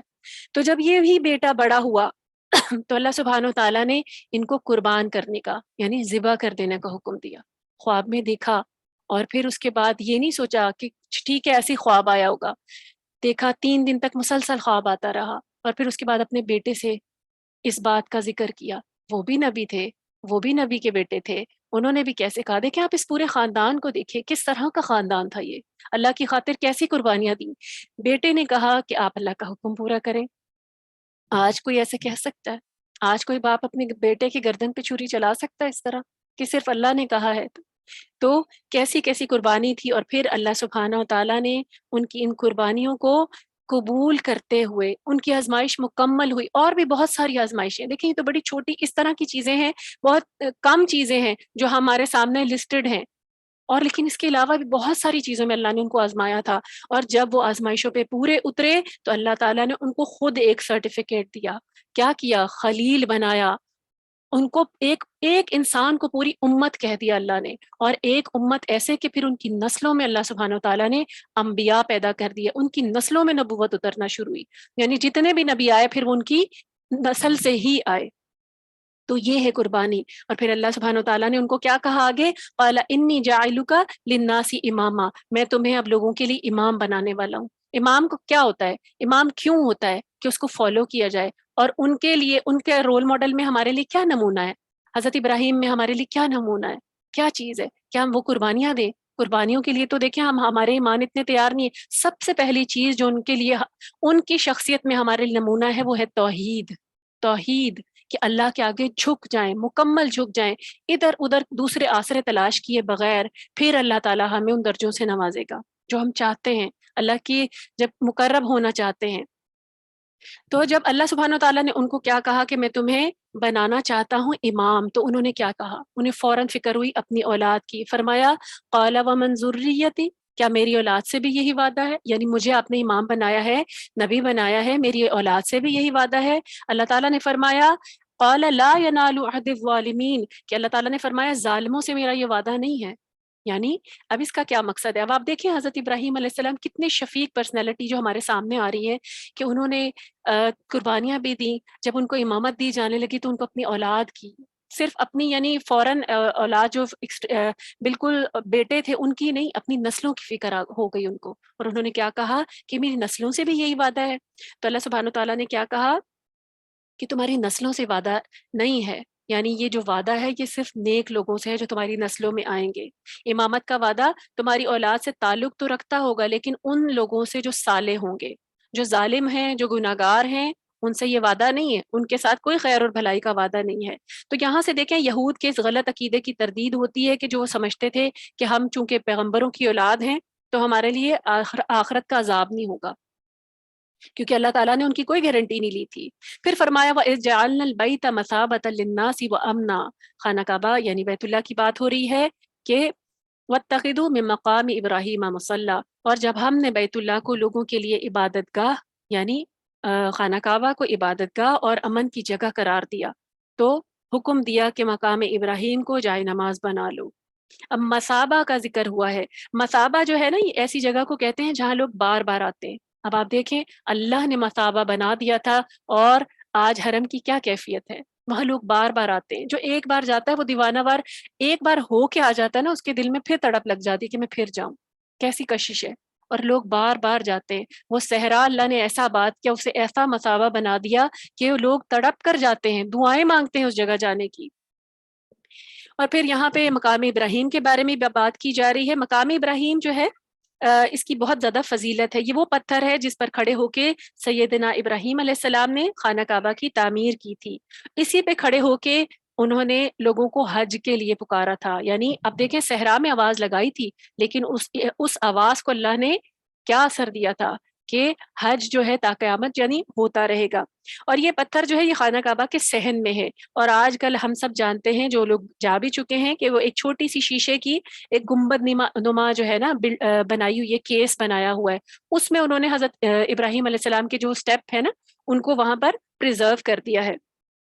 سیدنا انس رضی اللہ تعالیٰ عنہ فرماتے ہیں کہ حضرت سیدنا عمر رضی اللہ تعالیٰ عنہ کہا کرتے تھے کہ 3 باتوں میں میری رائے اللہ کے علم کے موافق ہو گئی، جن میں ایک رائے یہ تھی کہ میں نے کہا کہ یا رسول اللہ صلی اللہ علیہ وسلم، کتنا ہی اچھا ہو کہ اگر آپ مقام ابراہیم کو نماز کی جگہ قرار دے دیں۔ تو اس وقت اللہ تعالیٰ نے یہ آیت اتار دی، یعنی اللہ تعالیٰ کا یہ اذن تھا، اللہ ہی کا ارادہ تھا، لیکن حضرت عمر کے دل میں بھی وہی بات آئی، تو کیا ہوا کہ مقام ابراہیم کو مصلی بنا دیا گیا، نماز پڑھنے کی جگہ۔ تو آج بھی دیکھیں، جب ہم عمرہ کرتے ہیں یا وہاں پہ جاتے ہیں تو وہاں پہ 2 نفل پڑھے جاتے ہیں، حج کے لیے جائے تو مقام ابراہیم کے پاس 2 نفل جو ہے ادا کیے جاتے ہیں۔ ایسا نہیں، یہ نہیں کہا کہ اس کو مصلی بنانا ہے تو اس جگہ کو جو ہے وہ اس کے آگے نماز پڑھنی، اس کو کوئی خانہ کعبہ کی شکل دی گئی ہے، نہیں، وہاں پر آپ 2 نفل پڑھے جاتے ہیں، ان کی بھی بڑی فضیلت ہے۔ پھر فرمایا وَعِهْدْنَا إِلَىٰ إِبْرَاهِيمَ وَإِسْمَاعِيلَ أَن طَهِّرَ بَيْتِيَ لِلطَّائِفِينَ وَالْعَاكِفِينَ، اور سیدنا ابراہیم اور سیدنا اسماعیل کو ہم نے تاکید کی کہ وہ میرے گھر کو طواف کرنے والوں کے لیے، اعتکاف کرنے والوں کے لیے اور رکوع اور سجدہ کرنے والوں کے لیے صاف ستھرا رکھیں۔ یعنی کیا تاکید کی گئی تھی کہ گھر بنا لیا ہے، اب کیا کرنا ہے، اس کو صاف بھی رکھنا ہے۔ اب دیکھیں اس سے ہمیں کیا پتہ چلا کہ یہ انبیاء کی سنت ہے، اللہ تعالیٰ کی مساجد کو، اللہ کے گھروں کو، اللہ تعالیٰ کے گھروں کو صاف کرنا، وہ صفائی کرنا، یہ انبیاء کی سنت ہے، اور اس کا تاکیدی حکم جو ہے یہاں قرآن مجید میں نازل ہوا ہے۔ تو یہ بہت بہت زیادہ فضیلت والا کام ہے، اور اسی کام کا حکم اللہ نے اپنے اولو العزم رسولوں کو بطور خاص دیا ہے۔ یہ نہیں کہا تھا کہ بس اب بن گیا تو بس اب چھوڑ دو، کیا کہا یہاں صفائی سے مراد، اور اس کے علاوہ صرف ظاہری صفائی نہیں ہے بلکہ باطنی صفائی بھی ہے۔ اب اس سے مراد یہاں پاک رکھنے سے مراد یہ کہ یہاں پہ مشرکین داخل نہیں ہوں گے۔ مشرکین وہ ہوں گے مشرکین وہ ہوتے ہیں نا جن کے اندر، جن کے نفس میں شرک کی گندگی ہوتی ہے۔ تو اب آپ نے صرف ظاہری گندگی نہیں، ان کو باطنی گندگی سے بھی بچانا ہے، یعنی ایسے کسی شخص کو داخل نہیں ہونے دینا جو شرک کرتا ہو۔ تو آج حرم میں کوئی اور جو ہے غیر مسلم، اسی لیے ان کو داخلے کی ممانعت ہے۔ اسی طرح دیکھیں صفائی کی بھی بہت زیادہ فضیلت ہے۔ اب حرم ہے لیکن اس کے علاوہ جہاں پر بھی اللہ کا ذکر کیا جاتا ہے، اللہ کی جو مساجد ہیں ان کو صاف کرنے کی، ان کی صفائی کی بھی بڑی فضیلت ہے۔ اگر ہم کبھی وہاں جاتے ہیں تو خاص خیال رکھنا چاہیے کہ ہم کبھی کوئی ایسی چیز وہاں گرا نہ آئے۔ کوئی اگر وہاں کوئی ہمیں کچھ صاف کرنا بھی پڑ جاتا ہے، کسی کا کوئی ریپر کوئی گرا ہوا ہے، کوئی چیز اٹھانی بھی پڑ جاتی ہے، تو اس کو بھی اپنے لیے باعث فضیلت سمجھے کہ میں اللہ کے گھر کی خدمت کر رہی ہوں۔ اب دیکھیں اس کے لیے کچھ احادیث ہیں، ان کو دیکھتے ہیں کہ سیدنا انس رضی اللہ تعالیٰ عنہ فرماتے ہیں کہ نبی صلی اللہ علیہ وآلہ وسلم نے فرمایا کہ مسجد میں تھوکنا گناہ ہے، اور اس کا کفارہ اسے دفن کر دینا ہے یا صاف کر دینا ہے۔ یعنی مسجد میں تھوکا نہیں جائے گا۔ اگر کبھی آپ نماز پڑھنے جاتی ہیں، جیسے ہم بحیثیت خواتین تراویحوں میں چلے جاتے ہیں، کبھی جمعے کی نماز کی ادائیگی کے لیے جاتے ہیں، عیدین کی نماز کی ادائیگی کے لیے جاتے ہیں، تو کیا کرنا ہے، وہاں تھوکنا نہیں ہے، وہاں کی صفائی کا خاص خیال رکھنا ہے، اور وہاں تھوکنا گناہ ہے۔ اور اس کا کفارہ کیا ہے کہ اس کو وہاں صاف کر دیا جائے یا پھر دفن کر دیا جائے اگر ایسا کیا ہے کسی نے۔ تو یہ یہاں پہ ہمیں حدیث سے اس کی رہنمائی ملتی ہے۔ اسی طرح سیدنا ابو ہریرہ رضی اللہ تعالیٰ عنہ فرماتے ہیں کہ ایک کالی عورت یعنی حبشن عورت مسجد نبی صلی اللہ علیہ وسلم میں جھاڑو دیا کرتی تھی، یعنی وہ صفائی کا کام کیا کرتی تھی۔ ایک مرتبہ کیا ہوا کہ نبی صلی اللہ علیہ وسلم کو نظر نہیں آئی، وہ وفات پا گئی تھی۔ جب نبی صلی اللہ علیہ وسلم نے اسے نہ دیکھا تو لوگوں سے اس کا حال پوچھا کہ وہ کافی دنوں سے نظر نہیں آ رہی، اس عورت کا کیا حال ہے؟ تو پھر صحابہ کرام نے بتایا کہ وہ تو مر گئی ہے، وہ تو وفات پا گئی ہے۔ تو آپ صلی اللہ علیہ وسلم نے فرمایا کہ تم نے مجھے اس کی خبر کیوں نہیں دی، یعنی کیوں نہیں مجھے بتایا کہ وہ وفات پا گئی ہے، چلو اب اس کی قبر مجھے بتاؤ۔ پھر آپ صلی اللہ علیہ وسلم اس کی قبر پہ تشریف لے گئے اور وہاں پر اس کی نماز پڑھی، یعنی نماز جنازہ خود ادا کی۔ کتنی فضیلت تھی! یہ نہیں دیکھا کہ کوئی حبشن ہے، یہ نہیں دیکھا کہ وہ صفائی کر رہی ہے، اللہ کی گھر کی صفائی کرتی تھی، مسجد نبی صلی اللہ علیہ وسلم کی صفائی کرتی تھی۔ تو دیکھیں جس کا اکرام کیا نبی صلی اللہ علیہ وسلم نے کہ خود جا کر وہاں پہ نماز جنازہ پڑھائی، تو اللہ سبحانہ و تعالیٰ نے بھی تو ان کا کتنا اکرام کیا ہوگا۔ تو جو لوگ اللہ کے گھروں کا اکرام کرتے ہیں پھر اللہ سبحانہ و تعالیٰ ان کا بھی اکرام کرتے ہیں۔ پھر فرمایا وَإِذْ قَالَ إِبْرَاهِيمُ رَبِّ اجْعَلْ هَٰذَا بَلَدًا آمِنًا وَارْزُقْ أَهْلَهُ مِنَ الثَّمَرَاتِ مَنْ آمَنَ مِنْهُمْ بِاللَّهِ وَالْيَوْمِ الْآخِرِ، اور فرمایا جب ابراہیم نے یہ دعا کی کہ اے میرے رب اس جگہ کو امن کا شہر بنا دے، کس جگہ کو؟ مکہ کو، جہاں پہ خانہ کعبہ بیت اللہ ہے، اور اس کے رہنے والوں میں سے جو کوئی بھی اللہ پر اور آخرت پر ایمان لائیں انہیں پھلوں کا رزق عطا فرمائے۔ کتنی پیاری دعائیں مانگی تھی۔ آپ حضرت ابراہیم علیہ السلام کی پرسنالٹی کو چیک کریں ان ساری آیات میں، ان باتوں میں، کہ کس طرح کی ان کی پرسنالٹی تھی. وہ سیلف لیس تھے اور کتنے خیر خواہ تھے کہ اپنے لیے نہیں مانگا. یہ نہیں کہا کہ اے اللہ یا اللہ اس کو شہر بنا دے اور جب تک میری اولاد ہے یہاں پہ ہمیں رزق دیتا رہے. انہوں نے کیا کہا, جو اللہ پر ایمان لائے, جو آخری دن پر ایمان رکھتا اس کو اس شہر میں امن بھی عطا کر, اس کو پھلوں کا رزق بھی عطا کر. اور آج جب ہم وہاں جانے والے جاتے ہیں تو دیکھتے ہیں دنیا کا ہر پھل جو ہمارے ملکوں میں نہ ہو, ایسے بے موسمی پھل بھی وہاں پہ ہمیں نظر آتے ہیں. کس کی دعا ہے, کس کی دعا کی برکت ہے؟ حضرت ابراہیم علیہ السلام کی دعا کی برکت ہے. وہ حضرت ابراہیم جن کو اللہ نے خلیل بنایا, پھر ان کی دعائیں دیکھیں کیسے پوری ہوتی رہیں. اب آگے بھی دیکھیں گے ان کی دعاؤں کو کہ کیسے اللہ تعالیٰ نے ان کی ساری دعاؤں کو اپنے وقت پہ شرف پہ قبولیت بخشی. اس کے ساتھ ساتھ آپ ایک اور چیز بھی غور کیجئے گا کہ حضرت ابراہیم علیہ السلام نے جو دعا مانگی تو دعا مانگنے کے بعد بے صبری کا مظاہرہ نہیں کیا. یہ نہیں سوچا کہ ابھی دعا مانگی ہے تو کل پوری کیوں نہیں ہوئی, یعنی صبح اٹھ کے دیکھنے لگے کہ پھل آئے ہیں کہ نہیں آئے. ایسا نہیں ہے. انبیاء جب دعا مانگا کرتے تھے, اور آپ دیکھیں انبیاء کے قرآن مجید سے احادیث سے ہمیں پتہ چلتا ہے کہ ان کی دعائیں کتنے کتنے سالوں بعد قبول ہوتی تھیں, لیکن قبول ہوتی تھیں. دیکھیں دعا کی قبولیت کا بہترین وقت کون سا ہے وہ اللہ سبحانہ و تعالیٰ جانتے ہیں. ہم بحیثیت انسان جلد بازیاں مچانا شروع کر دیتے ہیں کہ کیوں نہیں ہو رہی, میں نے تو اب مانگا تھا, مجھے تو اب چاہیے تھا. اللہ کو پتہ ہے کہ آپ کو جو ابھی چاہیے تھا اس میں آپ کے لیے ابھی کوئی خیر نہیں ہے. اللہ کو پتہ ہے کہ آپ جو ابھی مانگ رہے ہیں اس میں آپ کے لیے کوئی بھلائی نہیں ہے, اس میں سے آپ کے لیے کوئی شر نکل آئے گا.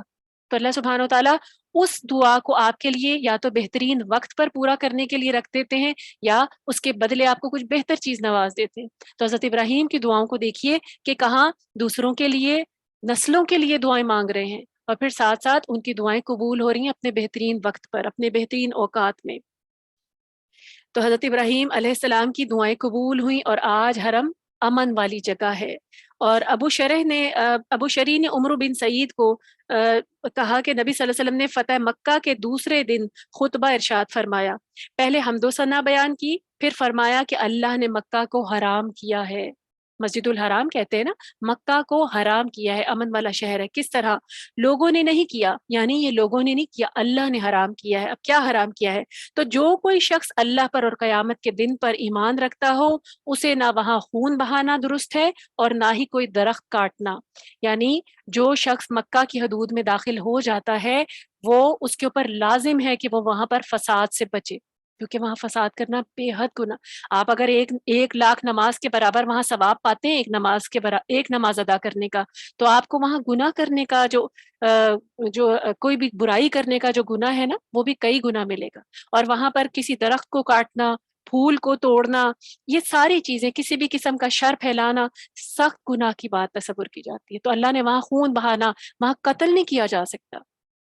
خون بہانا یعنی بے وجہ خون بہانا, اگر وہاں پر اب سعودی حکومت دیتی ہے, لیکن جو مکہ کی حدود ہے نا وہاں پہ کسی کا خون نہیں بہایا جا سکتا. پھر فرمایا قال ومن کفر فامتعه قلیلا, یعنی جب حضرت ابراہیم علیہ السلام نے دعا مانگی اور کیا کہا کہ جو آنے والے قیامت کے دن تک آنے والے لوگ ہیں نا ان کو بھلائی عطا کرے, تو اللہ سبحانہ و تعالیٰ نے کیا کہا, قال ومن کفر فامتعه قلیلا ثم اضطره الى عذاب النار وبئس المصیر. اللہ تعالیٰ نے جواب کیا دیا کہ جو کوئی کفر کرے گا تو اس کو چند روزہ زندگی کا سامان تو میں دے دوں گا, یعنی یہ جو دعائیں ہیں یہ ان کے حق میں تھوڑی دیر کے لیے قبول ہو جائیں گی, یعنی دنیا کی حد تک ان کو فائدے ملیں گے, پھل بھی ملیں گے, رزق بھی ملے گا, یعنی حضرت ابراہیم کی نسل کی بات ہو رہی ہے. مگر آخرت میں اسے دوزخ کی عذاب کی طرف دھکیل دوں گا اور وہ بہت ہی برا ٹھکانہ ہے. اب یہاں پہ کیا بات کی جا رہی ہے کہ جو امامت ہے نا وہ سالے لوگوں کو, جیسے پہلے بھی ابھی پچھلی آیتوں میں بات ہوئی ہے نا کہ امامت جو ہے وہ صرف سالے لوگوں کو ملے گی. تو اللہ سبحانہ و تعالیٰ نے کیا کہا کہ جو رزق ہے وہ ظالموں کو بھی ملے گا.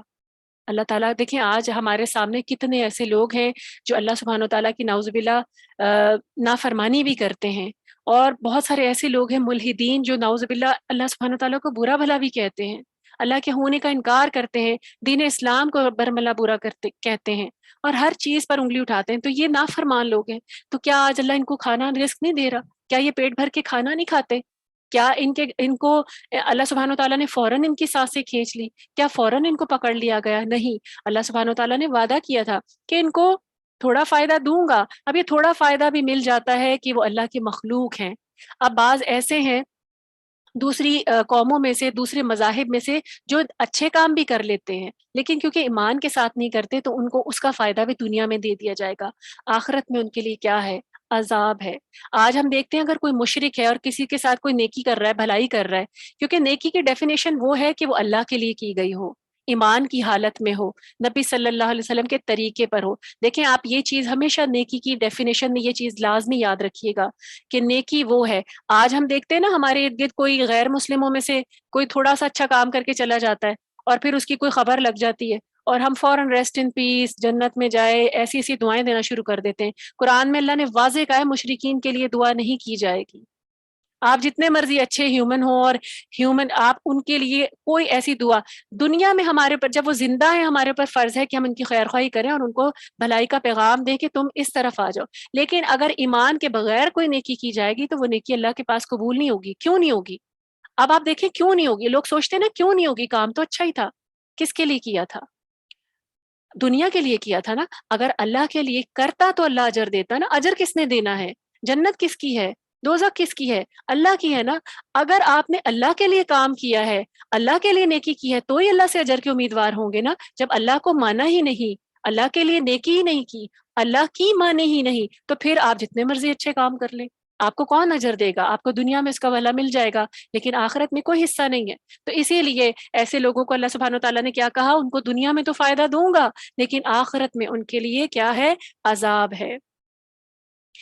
اصل جو چیز ہے وہ ایمانداری ہے، نیکی ایمان کی حالت میں قبول ہوتی ہے، نیکی وہی قبول ہوتی ہے۔ آج دیکھیں ہم مسلمان بھی ہیں، اب اس چیز کو لے لیں، ہم کلمہ گو مسلمان ہیں، لیکن آج اگر میں اور آپ کوئی ایسی نیکی کرتے ہیں جس کا مقصد اللہ کی رضا نہیں ہے، ریاکاری ہے، میں چاہتی ہوں میں نیک کہلاؤں، میں اس کی وجہ سے درس دینا شروع کر دوں، میں چاہتی ہوں میں نیک کہلاؤں، میں کاریہ کہلاؤں، میں قرآن پڑھانا شروع کر دوں، تو میری یہ نیکی اللہ کے پاس قبول نہیں ہوگی۔ میری وہ نیکی اللہ کے پاس جائے گی جس کا مقصد یہ ہوگا کہ میں قرآن پڑھاؤں تاکہ لوگ اللہ کے ساتھ جڑ جائیں، میں قرآن پڑھاؤں تاکہ لوگوں کو اللہ کا کلام پڑھنا آ جائے، لوگ اللہ سے جڑ جائیں، تو یہ نیکیاں قبول ہوں گی۔ تو آج بھی اگر ہم ایمان کی حالت میں ہیں لیکن ہماری نیکیوں میں اخلاص نہیں ہے تو یہ نیکی بھی قبول نہیں ہوگی۔ اسی طرح آپ دیکھیں اگر فرض کریں میں کوئی ایسی چیز کرتی ہوں جو نبی صلی اللہ علیہ وسلم نے نہیں بتائی، دیکھیں ایک چیز ہمیشہ ذہن میں رکھیے گا، نبی صلی اللہ علیہ وسلم نے نیکیاں بھی اپنے پاس سے ڈیفائن نہیں کی تھیں۔ ہر نیکی، ہر عبادت کا طریقہ وہ انہوں نے بتایا جو اللہ سبحانہ و تعالیٰ نے وحی کے ذریعے ان کو بتایا، تو نیکی بھی پھر وہی قبول ہوگی، عبادات بھی وہی قبول ہوں گی، راتوں کی عبادات بھی وہی قبول ہوگی جن پہ اللہ سبحانہ و تعالیٰ نے نبی صلی اللہ علیہ وسلم کے ذریعے ہمیں آگاہ کر دیا۔ ہم اپنی مرضی سے چاہے ایک نماز میں اگر دیکھیں اس کی مثال دیکھیں کہ سجدہ ہے اللہ کو، ایک رکعت میں ہم کیا 3 سجدے کر سکتے ہیں کہ نیکی کا کام ہے؟ اللہ کے نبی نے ہمیں نہیں بتایا، سنت میں ہمیں نہیں ملتا۔ سجدہ تو ہے، اللہ نے کہا ہے وسجد وقترب، سجدے کرو، سجدے کی کثرت سے اللہ کے قریب ہو جاؤ، لیکن کیا ہے کہ سجدہ ہمیں کیا بتایا گیا؟ ایک رکعت میں 2 سجدے ہیں، اگر میں اور آپ 3 کرنے شروع کر دیں تو میری وہ پوری رکعت، وہ پوری نماز ضائع ہو جائے گی، باطل ہو جائے گی، کیونکہ طریقہ ہمیں سنت سے یہ نہیں ملتا۔ تو طریقہ بھی وہ ہونا چاہیے کہ جس کو پھر ہم فالو کریں تو پھر ہماری نیکیاں قبول ہوں۔ تو ہمیں دنیا میں تو فائدے ایسے لوگوں کو ملیں گے لیکن آخرت میں ایسا ان کے لیے کوئی فائدہ نہیں ہے۔ پھر فرمایا وَإِذْ يَرْفَعُ إِبْرَاهِيمُ الْقَوَاعِدَ مِنَ الْبَيْتِ وَإِسْمَاعِيلُ رَبَّنَا تَقَبَّلْ مِنَّا إِنَّكَ أَنْتَ السَّمِيعُ الْعَلِيمُ، اور اسماعیل، اور یاد کرو وہ وقت جب ابراہیم اور اسماعیل بیت اللہ کی بنیادیں اٹھا رہے تھے، دیواریں اٹھا رہے تھے، اور انہوں نے دعا کی کہ اے ہمارے رب ہم سے یہ خدمت قبول کر لے، بے شک تو ہی سب کی سننے والا اور سب کچھ جاننے والا ہے۔ اب دیکھیں کتنا خوبصورت ان کا طرز عمل ہے، نیکی کر رہے ہیں، کون سی نیکی کر رہے ہیں؟ خانہ کعبہ کی دیواریں، اللہ کے گھر کی دیواریں بلند کر رہے ہیں، اس سے بڑی کیا نیکی، اس سے افضل کیا نیکی ہوگی؟ اور ساتھ ساتھ عاجزی چیک کریں۔ آج ہم تھوڑی سی نیکیاں کرتے ہیں تو ہم کیا کہتے ہیں؟ بہت بہت بڑا کام کر لیا، میرے ساتھ تو عالمہ کا نام لگنا چاہیے، میرے ساتھ تو حافظہ کا نام لگنا چاہیے، میرے ساتھ تو حاجی حاجن کا نام لگنا چاہیے، اور وہاں ان کی عاجزی دیکھیں کہ اللہ کے گھر کی دیواریں اٹھاتے ہوئے اللہ سے دعا کر رہے ہیں عاجزی سے کہ یا اللہ تو قبول کر لے، ربنا تقبل منا۔ یہ ہے اصل فکر کہ نیکی کی ہے تو قبول، فکر یہ کرنی ہے کہ یہ نیکی قبول ہوئی بھی ہے یا نہیں۔ آج میں اور آپ اگر نیکی کر لیتے ہیں تو ہمیں بھی فکر کرنی، ہر نیکی کرنے کے بعد یہ دعا ضرور کریں ربنا تقبل منا، یا اللہ اسے تو ہم سے قبول کر لے، کیونکہ قبول ہوگی تو میرے اور آپ کے لیے آگے سٹور ہوگی، ہمارے اعمال ناموں میں درج ہوگی، ہمارے لیے جنت میں جانے کا سبب ہوگی، اللہ کی رضا کا سبب ہوگی، قبول نہیں ہوئی تو کیا ہوگا؟ ریجیکٹ ہو گئی، یہیں کہیں پڑی رہ جائے گی، واپس دے ماری جائے گی۔ تو کیا کیا انہوں نے؟ عاجزی ہونی چاہیے، تکبر نہیں کہ نیکی کر لی تو تکبر آ گیا۔ علم کا تکبر، نیکی کا تکبر سب سے بدترین تکبر ہے، جو حضرت ابراہیم میں نہیں تھا۔ ان کی ذات میں ہمیں یہاں کیا نمونہ مل رہا ہے؟ نیکی کرنی ہے اور اللہ سے دعا کرنی ہے، ربنا تقبل منا انک انت السمیع العلیم، کہ تو سب سے بہترین سننے والا اور جاننے والا ہے۔ تو جانتا ہے ہمارے دلوں کو بھی کہ ہماری نیکی صرف تیرے لیے ہے، تو سننے والا ہے، تو سب سے بہترین علم رکھنے والا ہے۔ اب دیکھیں خانہ کعبہ کی جو دیواریں ہیں نا، یہ جب تعمیر ہوئی ہیں، اس کے بارے میں ہمیں پتہ چلتا ہے، قسطلانی رحمہ اللہ نے کہا ہے کہ خانہ کعبہ جو ہے، ہمیں پتہ چلتا ہے روایات سے کہ 10 مرتبہ تعمیر ہوا ہے۔ آج جو ہم بیت اللہ دیکھتے ہیں نا، خانہ کعبہ، یہ 10 مرتبہ تعمیر ہوا ہے جب سے دنیا آباد ہوئی ہے۔ سب سے پہلے اسے فرشتوں نے بنایا تھا، یعنی اس کی جو سب سے پہلی بنیادیں ہیں نا، وہ فرشتوں نے کھڑی کی تھی اللہ کے حکم سے۔ دوسری بار حضرت آدم علیہ السلام نے بنایا تھا، تعمیر کیا تھا۔ حضرت آدم علیہ السلام جب ان کو اتارا گیا تھا تو انہی بنیادوں پہ جو فرشتوں نے بنیادیں بنائی تھی، اسی پہ ان کو تعمیر کیا تھا۔ تیسری مرتبہ حضرت شیث علیہ السلام نے، حضرت شیث کون تھے؟ حضرت آدم علیہ السلام کے ہی بیٹے تھے، انہوں نے تعمیر کیا تھا۔ اور حضرت شیث علیہ السلام کی جو یہ تعمیر تھی نا، یہ طوفان نوح میں، حضرت نوح علیہ السلام کے دور میں جو طوفان آیا تھا، تو جو غرق کیا گیا تھا پوری دنیا میں سے سارے مشرکین کو، اس وقت یہ عمارت جو تھی یہ مسمار ہو گئی تھی، اس وقت یہ عمارت جو تھی وہ گر گئی تھی۔ اب دیکھیں یہاں سے ایک بات دیکھنے کی ہے، اللہ کا گھر ہے، ہم سوچتے ہیں نا اللہ کا گھر ہے، اور ایک طوفان آیا تھا اور اس میں ہی مسمار ہو گئی تھی۔ دیکھیں یہ ایک سمبل ہے، ایک سمبل ہے۔ آج اگر ہم وہاں جاتے ہیں تو ہم اس چار دیواری کی تعظیم کرنے نہیں جاتے، یہ ایک سمبل ہے، اسے اللہ نے شرف دیا ہے اپنے ساتھ ایسوسیٹ کر کے۔ اگر ہم آج اس کو بھی چومنا چاٹنا شروع کر دیں اور صرف ہم یہ سوچیں کہ یہ دیوار ہی بس اللہ کا گھر ہے اور اللہ اس کے اندر ہے اور بس یہی سب کچھ ہے، نہیں، اللہ تعالیٰ نے اس کو شاعر کہا ہے، شاعر اللہ، ایسی چیزیں اپنا گھر کہہ کر اس کو ایسوسیٹ کیا ہے، یہاں عبادت کے لیے بلایا ہے تاکہ مناسک سکھائے جائیں دنیا میں۔ کیونکہ دیکھیں آج ہم اللہ سے ملنے کے لیے بار بار تو نہیں اوپر جا سکتے، اللہ نے ہمیں ایک سینٹر دیا ہے، امت مسلمہ کو ایک سینٹر دیا ہے، ایک مین عبادت گاہ دی ہے۔ تو یہاں پر جب حضرت نوح علیہ السلام کی زمانے میں جو تھا، یہ جو عمارت جو تھی یہ گر گئی تھی، تو پھر اس کو حضرت چوتھی بار جو ہے نا، وہ حضرت ابراہیم علیہ السلام نے جو تعمیر کیا تھا نا، وہ چوتھی بار تھا، یعنی چوتھی مرتبہ تعمیر ہو رہی تھی۔ اور پھر پانچویں مرتبہ اسے قوم عمالقہ نے تعمیر کیا تھا، ایک قوم گزری ہے عمالقہ کی، انہوں نے تعمیر کیا تھا۔ چھٹی بار اسے قبیلہ جرہم نے آباد کیا تھا، تعمیر کیا تھا۔ قبیلہ جرہم وہ ہے جو سب سے پہلے یہی آئے تھے جب حضرت حاجرہ علیہ السلام جو تھی نا وہاں پر، جب ان کو چھوڑ دیا گیا تھا صحرا میں، حضرت اسماعیل علیہ السلام تھے، تو وہاں پر قبیلہ جرہم ہی سب سے پہلے آ کر پھر آباد ہوا تھا۔ جب انہوں نے دیکھا تھا کہ پانی ہے، اب ہمیں پانی مل گیا، کیونکہ صحرا میں جب پانی مل جائے، جس جگہ پہ پانی ہوتا ہے وہاں پہ زندگی کے آثار ہوتے ہیں، تو جب انہوں نے دیکھا کہ پانی جاری ہے تو انہوں نے سوچا کہ ہم یہاں پہ آباد ہو سکتے ہیں، تو یہ قبیلہ جرہم ہے، چھٹی بار انہوں نے آباد کیا تھا۔ ساتویں بار خانہ کعبہ کو تعمیر کیا تھا قصی بن کلاب نے۔ قصی بن کلاب جو ہیں یہ نبی صلی اللہ علیہ وسلم کے جد امجد میں سے ہیں۔ آٹھویں بار پھر اسے قریش نے تعمیر کیا تھا، کب؟ جب نبی صلی اللہ علیہ وسلم کی بعثت ہونے والی تھی، بعثت سے پہلے، اور اس وقت حتیم کی جگہ چھوڑ دی گئی تھی۔ جب نبی صلی اللہ علیہ وسلم نے حجر اسود کا فیصلہ کیا تھا، جھگڑے سے بچایا تھا، اور ایک چادر پکڑی گئی تھی اور اس میں انہوں نے خود اپنے ہاتھوں سے اس کو وہاں لگایا تھا، تو یہ جو تھی یہ آٹھویں بار ہوئی تھی قریش کے دور میں۔ اور حتیم جو تھی، کیونکہ اس وقت جو تھے حلال کمائی کے فنڈز، کیونکہ حلال کمائی سے تعمیر کیا گیا تھا خانہ کعبہ، تو اس وقت جو مشرکین مکہ کی کمائیاں جو تھیں، جو حرام کمائیاں تھیں، ان کے علاوہ جو حلال کمائی تھی، رزق تھا، رزق حلال، اس میں اتنی گنجائش نہیں تھی کہ مکمل حتیم کے اوپر خانہ کعبہ کو تعمیر کیا جاتا۔ تو آج ہم دیکھتے ہیں وہ جو ایک راؤنڈ سا ایریا سامنے اوول سا بنا ہوتا ہے نا، جس کو حتیم کہا جاتا ہے، یہ خانہ کعبہ کے پہلے اندر ہی ہوا کرتا تھا، لیکن اس وقت کیونکہ گنجائش نہیں تھی تو اس کو پھر چھوڑ دیا گیا، اس کے اوپر عمارت تعمیر نہیں کی گئی، اور اس کے بعد آج تک تعمیر نہیں کی گئی۔ تو آج اگر کوئی وہاں نوافل پڑھتا ہے تو یہ بالکل اسی طرح ہے جیسے آپ نے خانہ کعبہ کے اندر نوافل پڑھے ہیں۔ پھر 9ویں بار حضرت سیدنا عبداللہ بن زبیر نے اس کی تعمیر کی تھی، 9ویں مرتبہ۔ اور 10ویں بار حجاج بن یوسف نے. اس طرح 10 مرتبہ تعمیر ہوا ہے یہ خانہ کعبہ. یعنی ایسا نہیں حضور پاک صلی اللہ علیہ وسلم کے دور کے بعد، یعنی اس کو دیکھیں جب تعمیر کیا گیا تھا تو بالکل ایسے نہیں تھا کہ اس کی بنیادیں بھی ختم کر دی گئی تھیں، انہی پہ اس کے بعد اس کو تعمیر کیا، انہی بنیادوں پہ تعمیر کیا گیا تھا. بنیادیں وہی ہیں جو پہلی بار فرشتوں نے رکھی تھیں. پھر فرمایا ربنا، اب آگے پھر حضرت ابراہیم علیہ السلام کی مزید دعائیں ہیں. ربنا واجعلنا مسلمین لک ومن ذریتنا امتا مسلمۃ لک. یعنی کیا فرمایا کہ حضرت ابراہیم علیہ السلام کی پھر عاجزی ہے اس آیت میں، ہمیں پھر عاجزی نظر آتی ہے اس دعا میں.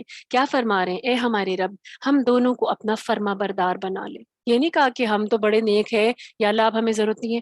بار بار عاجزی چیک کریں. ہمیں اس سے ہمیں کیا پتہ چلتا ہے کہ ہمیں بار بار ضرورت ہے کہ ہم اللہ سبحانہ و تعالیٰ سے کہ آگے رجوع کریں. تو انہوں نے کیا کیا کہ اللہ تو ہم دونوں کو اپنا فرما بردار بنا لے، اور ہماری اولاد میں سے ایک ایسی جماعت پیدا کر جو تیری فرما بردار رہے. بار بار اپنی نسلوں کی فکر ہے، بار بار انہیں اپنی نسلوں کی فکر ہے. پھر دعا کر رہے ہیں ساتھ ساتھ. یہ دعا انہوں نے خانہ کعبہ کی تعمیر کے ساتھ ساتھ کی تھی. جب دیواریں کھڑی کر رہے تھے نا تو ساتھ ہی وہ تعمیر کرتے جاتے تھے اور دعائیں کرتے جاتے تھے کہ یا اللہ تو ہم سے یہ خدمت بھی قبول فرما لے، ہمیں اپنا فرما بردار بھی بنا دے، اور ہماری جو نسل ہے، ہماری اولاد ہے، اس میں بھی مسلمان پیدا کر. یعنی ورنہ کیا ہوتا، دیکھیں ان کی یہ قربانی، ان کی یہ عمارت جو انہوں نے بنائی ہے، ان کی جو جو کوششیں تھیں وہ سب ضائع ہو جاتی. تو آج دیکھیں ہمیں بھی کیا یہاں پہ اس آیت میں ہمارے لیے کیا پیغام ہے، اس دعا میں ہمارے لیے کیا پیغام ہے. آج ہمیں بھی اپنی نسلوں کی فکر کرنے کی ضرورت ہے. آج ایسے ہی نہیں کہ ہم خود صرف نیکیاں کرتے رہے، ہم سوچیں کہ بس ٹھیک ہے اپنا کام تو سیدھا کر لیا. ہمیں اس بات کی فکر کرنی چاہیے کہ کل جب ہم چلے جائیں گے تو ہم عام طور پہ لوگ کیا فکر کرتے ہیں، ہمارا نام باقی رہے، بیٹا ہونا چاہیے کہ ہمارا نام چلتا رہے. آج ہمیں فکر کرنی ہے کہ ہماری نسلوں میں توحید باقی رہے. آج ہمیں فکر کرنی ہے کہ ہماری نسلوں میں اللہ کے نام لینے والے باقی رہیں. تو جیسے حضرت ابراہیم نے فکر کی تھی اپنی نسلوں کی، دعائیں کی تھی، تو آج ہمیں بھی دعائیں کرنی ہے. آج دیکھیں ہماری ان نئی جنریشن میں جس طرح کا بگاڑ آگے، جتنی فتنوں کی دور میں ہم گزر رہے، ہماری جو نئی جنریشن اس دور سے گزر رہی ہے جو فتنوں سے بھری ہوئی ہے. اور جب چھوٹی عمریں ہوتی ہیں تو وہ سارے فتنے بہت اٹریکٹ کرتے ہیں، شیطان کے وار بہت چلتے ہیں. آج ہم نے کیسے بچانا ہے اپنی اولاد کو، ہم نے اپنی نسلوں کو کیسے بچانا ہے؟ دعاؤں کے ذریعے. حضرت ابراہیم نے بھی دعائیں مانگی تھی اور وہ دعائیں قبول ہوئی تھیں. اخلاص کے ساتھ دعائیں کریں اپنے لیے، اپنی نسلوں کے لیے. صرف خود نیکیاں کرتے کرتے نہیں چلے جانا، اپنی نسلوں کو بھی، تاکہ ہماری نسلوں میں بھی موحد پیدا ہوں، ہماری نسلوں میں اللہ کے نام لینے والے، اس کے دین کو بلند کرنے والے پیدا ہوں. پھر فرمایا وَأَرِنَا مَنَاسِكَنَا وَتُبْ عَلَيْنَا. یعنی ساتھ ساتھ انہوں نے کیا کہا، اپنے آپ کو سپرد بھی کیا اور دعائیں بھی مانگی، اور کیا کہا کہ ہماری امت میں سے مسلمان بھی بنا دے. اور اب ساتھ یہ کہا وَأَرِنَا مَنَاسِكَنَا، ہمیں عبادت کے طریقے سکھا دے اور ہماری توبہ قبول فرما دے. وَتُوبْ عَلَيْنَا، اور ہماری توبہ کو قبول فرما لے، بے شک تو ہی توبہ قبول فرمانے والا ہے. اب آپ دیکھیں ان کی دعاؤں میں اتنے زیادہ سبق ہیں ہمارے لیے، اتنے زیادہ سبق ہیں کہ اپنی نسلوں کے لیے دعائیں کی ہیں، اور پھر ساتھ کیا کہا ہے وَأَرِنَا مَنَاسِكَنَا، ہمیں عبادت کے طریقے سکھا دے. ہم نے عبادت گاہ بنا لی ہے تیرے حکم پر، اب طریقے بھی تو ہمیں سکھا. انہوں نے یہ تو نہیں کہا تھا نا کہ اب میری مرضی ہے، اب میں جیسے مرضی نفل پڑھوں، جب میری دل ہوگا میں یہ شروع کر دوں، جب میرا دل ہوگا وہ شروع کر دوں. یہاں سے ہمیں کیا بات پتہ چل رہی ہے کہ عبادت کے طریقے جو ہیں وہ وہی ہیں جو اللہ سبحانہ و تعالیٰ نے سکھائے ہیں، جو بتائے ہیں. عبادت وہی ہے اور وہی مقبول ہوگی. اس کے علاوہ کوئی عبادت مقبول نہیں ہوگی جو خود سے ڈیفائن کی جائے. تو حضرت ابراہیم کے اندر کتنی عاجزی تھی کہ انہوں نے کہا کہ ہمیں اے اللہ طریقے بھی تو ہی سکھا، ہم نے بنایا ہے تیری رہنمائی سے، طریقے بھی تو ہم سکھا. تو آج دیکھیں ہم نے ہر چیز میں اللہ سبحانہ و تعالیٰ سے رجوع کرنا ہے، دعائیں کرنے کی، یا اللہ تو ہمیں نیکی کرنے کے صحیح طریقے سکھا، اسباب پیدا کر، توفیق میں اضافہ کر، ہمیں سکھا کہ کون کون سی نیکیاں ہیں. کیونکہ سکھانے والا، توفیق دینے والا، توفیق میں اضافہ کرنے والا، ہمارے قدم ادھر چلا دینے والا وہ کون ہے؟ وہ اللہ ہے. تو دیکھیں جب وہ حضرت ابراہیم علیہ السلام پیغمبر ہو کر اتنے عاجز ہیں، تو آج ہمارا کام بھی کیا ہے، اس دعا میں ہمارے لیے بھی کیا ہے کہ ہم عبادت کے طریقے بھی وہی اختیار کریں جو اللہ نے سکھائے ہیں، اور پھر ساتھ ساتھ اللہ سے رجوع کریں، اللہ سے دعائیں کریں کہ ہمیں نیکیوں کے طریقے سکھا، وہ نیکیاں سکھا جو تجھے پسند ہیں، وہ نیکیاں سکھا جو ہمیں تجھ سے قریب کر دیں، وہ نیکیاں سکھا جو ہمیں تیری رضا کی طرف لے جائیں، جو وہ نیکیاں سکھا جن سے کے ذریعے جن پر عمل کر کے ہمیں تیرا دیدار نصیب ہو. اور پھر ساتھ ہی انہوں نے توبہ بھی کی، وَتُوبْ عَلَيْنَا، اور ہمیں ہماری توبہ قبول فرما لے. اب آپ سوچیں حضرت ابراہیم علیہ السلام توبہ کر رہے ہیں، اور حضرت اسماعیل، وہ لوگ جنہوں نے اتنی قربانیاں دی ہیں، وہ لوگ جن کو اللہ سبحانہ و تعالیٰ نے ملت بنا دیا، جن کو خلیفہ بنا دیا، امام بنا دیا، آپ ان کی ہمبلنس چیک کریں، آپ ان کا ہمبل ہونا چیک کریں، ان کی عاجزی چیک کریں کہ ابھی بھی توبہ کر رہے ہیں. آج مجھے اور آپ کو پتہ چل جائے نا، مجھے اور آپ کو اللہ تعالیٰ نے کوئی ایک ایسی کسی سرٹیفکیٹ سے نواز دیا، ہم کبھی بھی دوسری نیکی کر ہم کہیں گے ہمیں تو مل گیا سرٹیفکیٹ، بس کافی ہے، اب کیا ضرورت ہے. اور آج بھی ہمارا کیا حال ہے، انسانی نفسیات کیا ہے، 4 نیکیاں کر لیتے ہیں تو ہم اپنے آپ کو بہت پارسا سمجھنا شروع کر دیتے ہیں، اور ہم کیا سمجھتے ہیں کہ ہم تو گناہگار ہی نہیں، ہم تو صرف اچھے کام کرتے. تو حضرت ابراہیم علیہ السلام اور حضرت اسماعیل نے کیا کہا کہ تو ہماری توبہ قبول فرما لے. اب دیکھیں انبیاء سے جو ہے نا عمدن کوئی گناہ سرزد نہیں ہوتے، ایسا نہیں ہوتا کہ وہ ہمارے جیسے ہم عام انسانوں جیسے کوئی گناہ کرتے ہیں. لیکن کیا ہے، کیونکہ ان کو اللہ نے درجہ بہت بڑا دیا ہوتا ہے نا، تو ان کی ذمہ داری بہت بڑی ہوتی ہے. اب اگر ان کی یعنی اگر کوئی نارمل لیول کا کام، ایک ہوتا ہے سپیریئر لیول کا کام کرنا، سپیریئر لیول کی نیکی کرنا، اگر کوئی نبی نارمل لیول کی نیکی کرتا ہے نا تو وہ ان کا گناہ تصور کی جاتی ہے. اب آپ اس سے دیکھیں، اندازہ کریں انبیاء پر کتنی بڑی ذمہ داری ہوتی ہے. ایسے نہیں ہے کہ انبیاء کو صرف کوئی گریڈ دیا گیا ہے، ان کو بڑا ایک رینک دیا گیا ہے، ان کی قربانیاں دیکھیں کہ انبیاء جو ہیں اگر وہ ایک نارمل درجے کی نیکی کرتے ہیں تو وہ ان کے لیے کیا ہوتا ہے، وہ ان کی سیئات ہوتی ہیں. تو اس پر وہ توبہ کرتے ہیں کہ یا اللہ ہم نے ایکسیلنس لیول کا اگر کوئی کام نہیں کیا تو اس کے لیے ہمیں معاف کر دے. تو یہاں پہ یہ وہی توبہ مراد ہے، اور اس میں ہمارے لیے سبق ہے. ہمیں یہ آیت سبق دے رہی ہے کہ نیکی کر کے اکڑنا نہیں ہے، پہلے تو اللہ سے دعا کرنی یا اللہ قبول کر لے، پھر اللہ سے دعا کرنی کہ اللہ اور نیکیوں کے طریقے سکھا دے، پھر اور اللہ سبحانہ تعالیٰ سے دعا کرنی ہے کہ اللہ تو ہمیں معاف بھی کر دے، ہم سے کوئی کمی بیشی ہو گئی ہے اس نیکی کرنے میں بھی. پھر فرمایا ربنا وابعث فیہم رسولا، پھر مزید ان کی دعائیں ہیں ابھی وہی چل رہی ہیں. اور ربنا وابعث فیہم رسولا منہم یتلو علیہم آیاتک. اب انہوں نے کتنی خوبصورت دعا مانگی، کیا کہ اے ہمارے رب ان میں ایک رسول مبعوث فرما جو انہی میں سے ہو اور ان کے سامنے تیری آیات کی تلاوت کرے. اتنی خوبصورت اور جامع دعا کی تھی، اور یہ دعا نبی صلی اللہ علیہ وسلم کی صورت میں قبول ہوئی تھی. اور آپ دیکھیں کہ کتنے 100 سال بعد قبول ہوئی تھی. حضرت ابراہیم کب آئے تھے اور اس کے بعد حضور پاک صلی اللہ علیہ وسلم کب مبعوث ہوئے؟ اہلیان اور پھر ساتھ انہوں نے یہ دعا مانگی تھی نا کہ میری امت میں ایک رسول مبعوث کر دے. تو چنانچہ اللہ سبحانہ وتعالیٰ نے سیدنا ابراہیم علیہ السلام کی دعا قبول فرمائی، اور ان کو اولاد اسماعیل میں سے پیغمبر آخر الزماں نبی صلی اللہ علیہ وسلم کو مبعوث فرما کے ان کی یہ دعا کو قبولیت کا شرف بخشا. اسی لیے نبی صلی اللہ علیہ وسلم نے فرمایا ہے کہ میں سیدنا ابراہیم علیہ السلام کی دعا ہوں، یعنی میں ان کی دعا کے نتیجے میں، یعنی اللہ نے دیکھیں مبعوث تو کرنا ہی تھا، لیکن اس کے لیے دعا جو ہے نا، وہ سبب جو پیدا کیا گیا وہ حضرت ابراہیم کی دعا ہے. اور کتنی خوبصورت دعا ہے. اور انہوں نے یہ نہیں کہا کہ ایک رسول آ جائے، ساتھ ساتھ مقصد ہے. دعا دیکھیں، مکمل دعا دیکھیں، انہوں نے کیا کہا، یتلو علیہم آیاتک، جو ان پر تیری کتاب کی جو تیری آیات پڑھے ان پر، وَيُعَلِّمُهُمُ الْكِتَابَ وَالْحِكْمَةَ وَيُزَكِّيهِمْ إِنَّكَ أَنْتَ الْعَزِيزُ الْحَكِيمُ. اتنی اور خوبصورت جامع دعا کہ کیا کہا کہ ان میں ایسا رسول بھیج جو ان پر تیری آیات پڑھے، تیری طرف بلائے، تیرے سے جوڑے، اور وہ انہیں کتاب اور حکمت کی تعلیم دے. کتاب کی تعلیم تو ہمیں سمجھ میں آتا ہے نا کہ قرآن مجید کی. یہ حکمت کیا ہے؟ دیکھیں حکمت کے لفظی معنی ہے سمجھ اور دانائی، ٹھیک ہے. اور پھر اس میں وہ سارے طور طریقے شامل ہو جاتے ہیں جو کسی کام کو عملی طور پر انجام دینے کے لیے ضروری ہوں.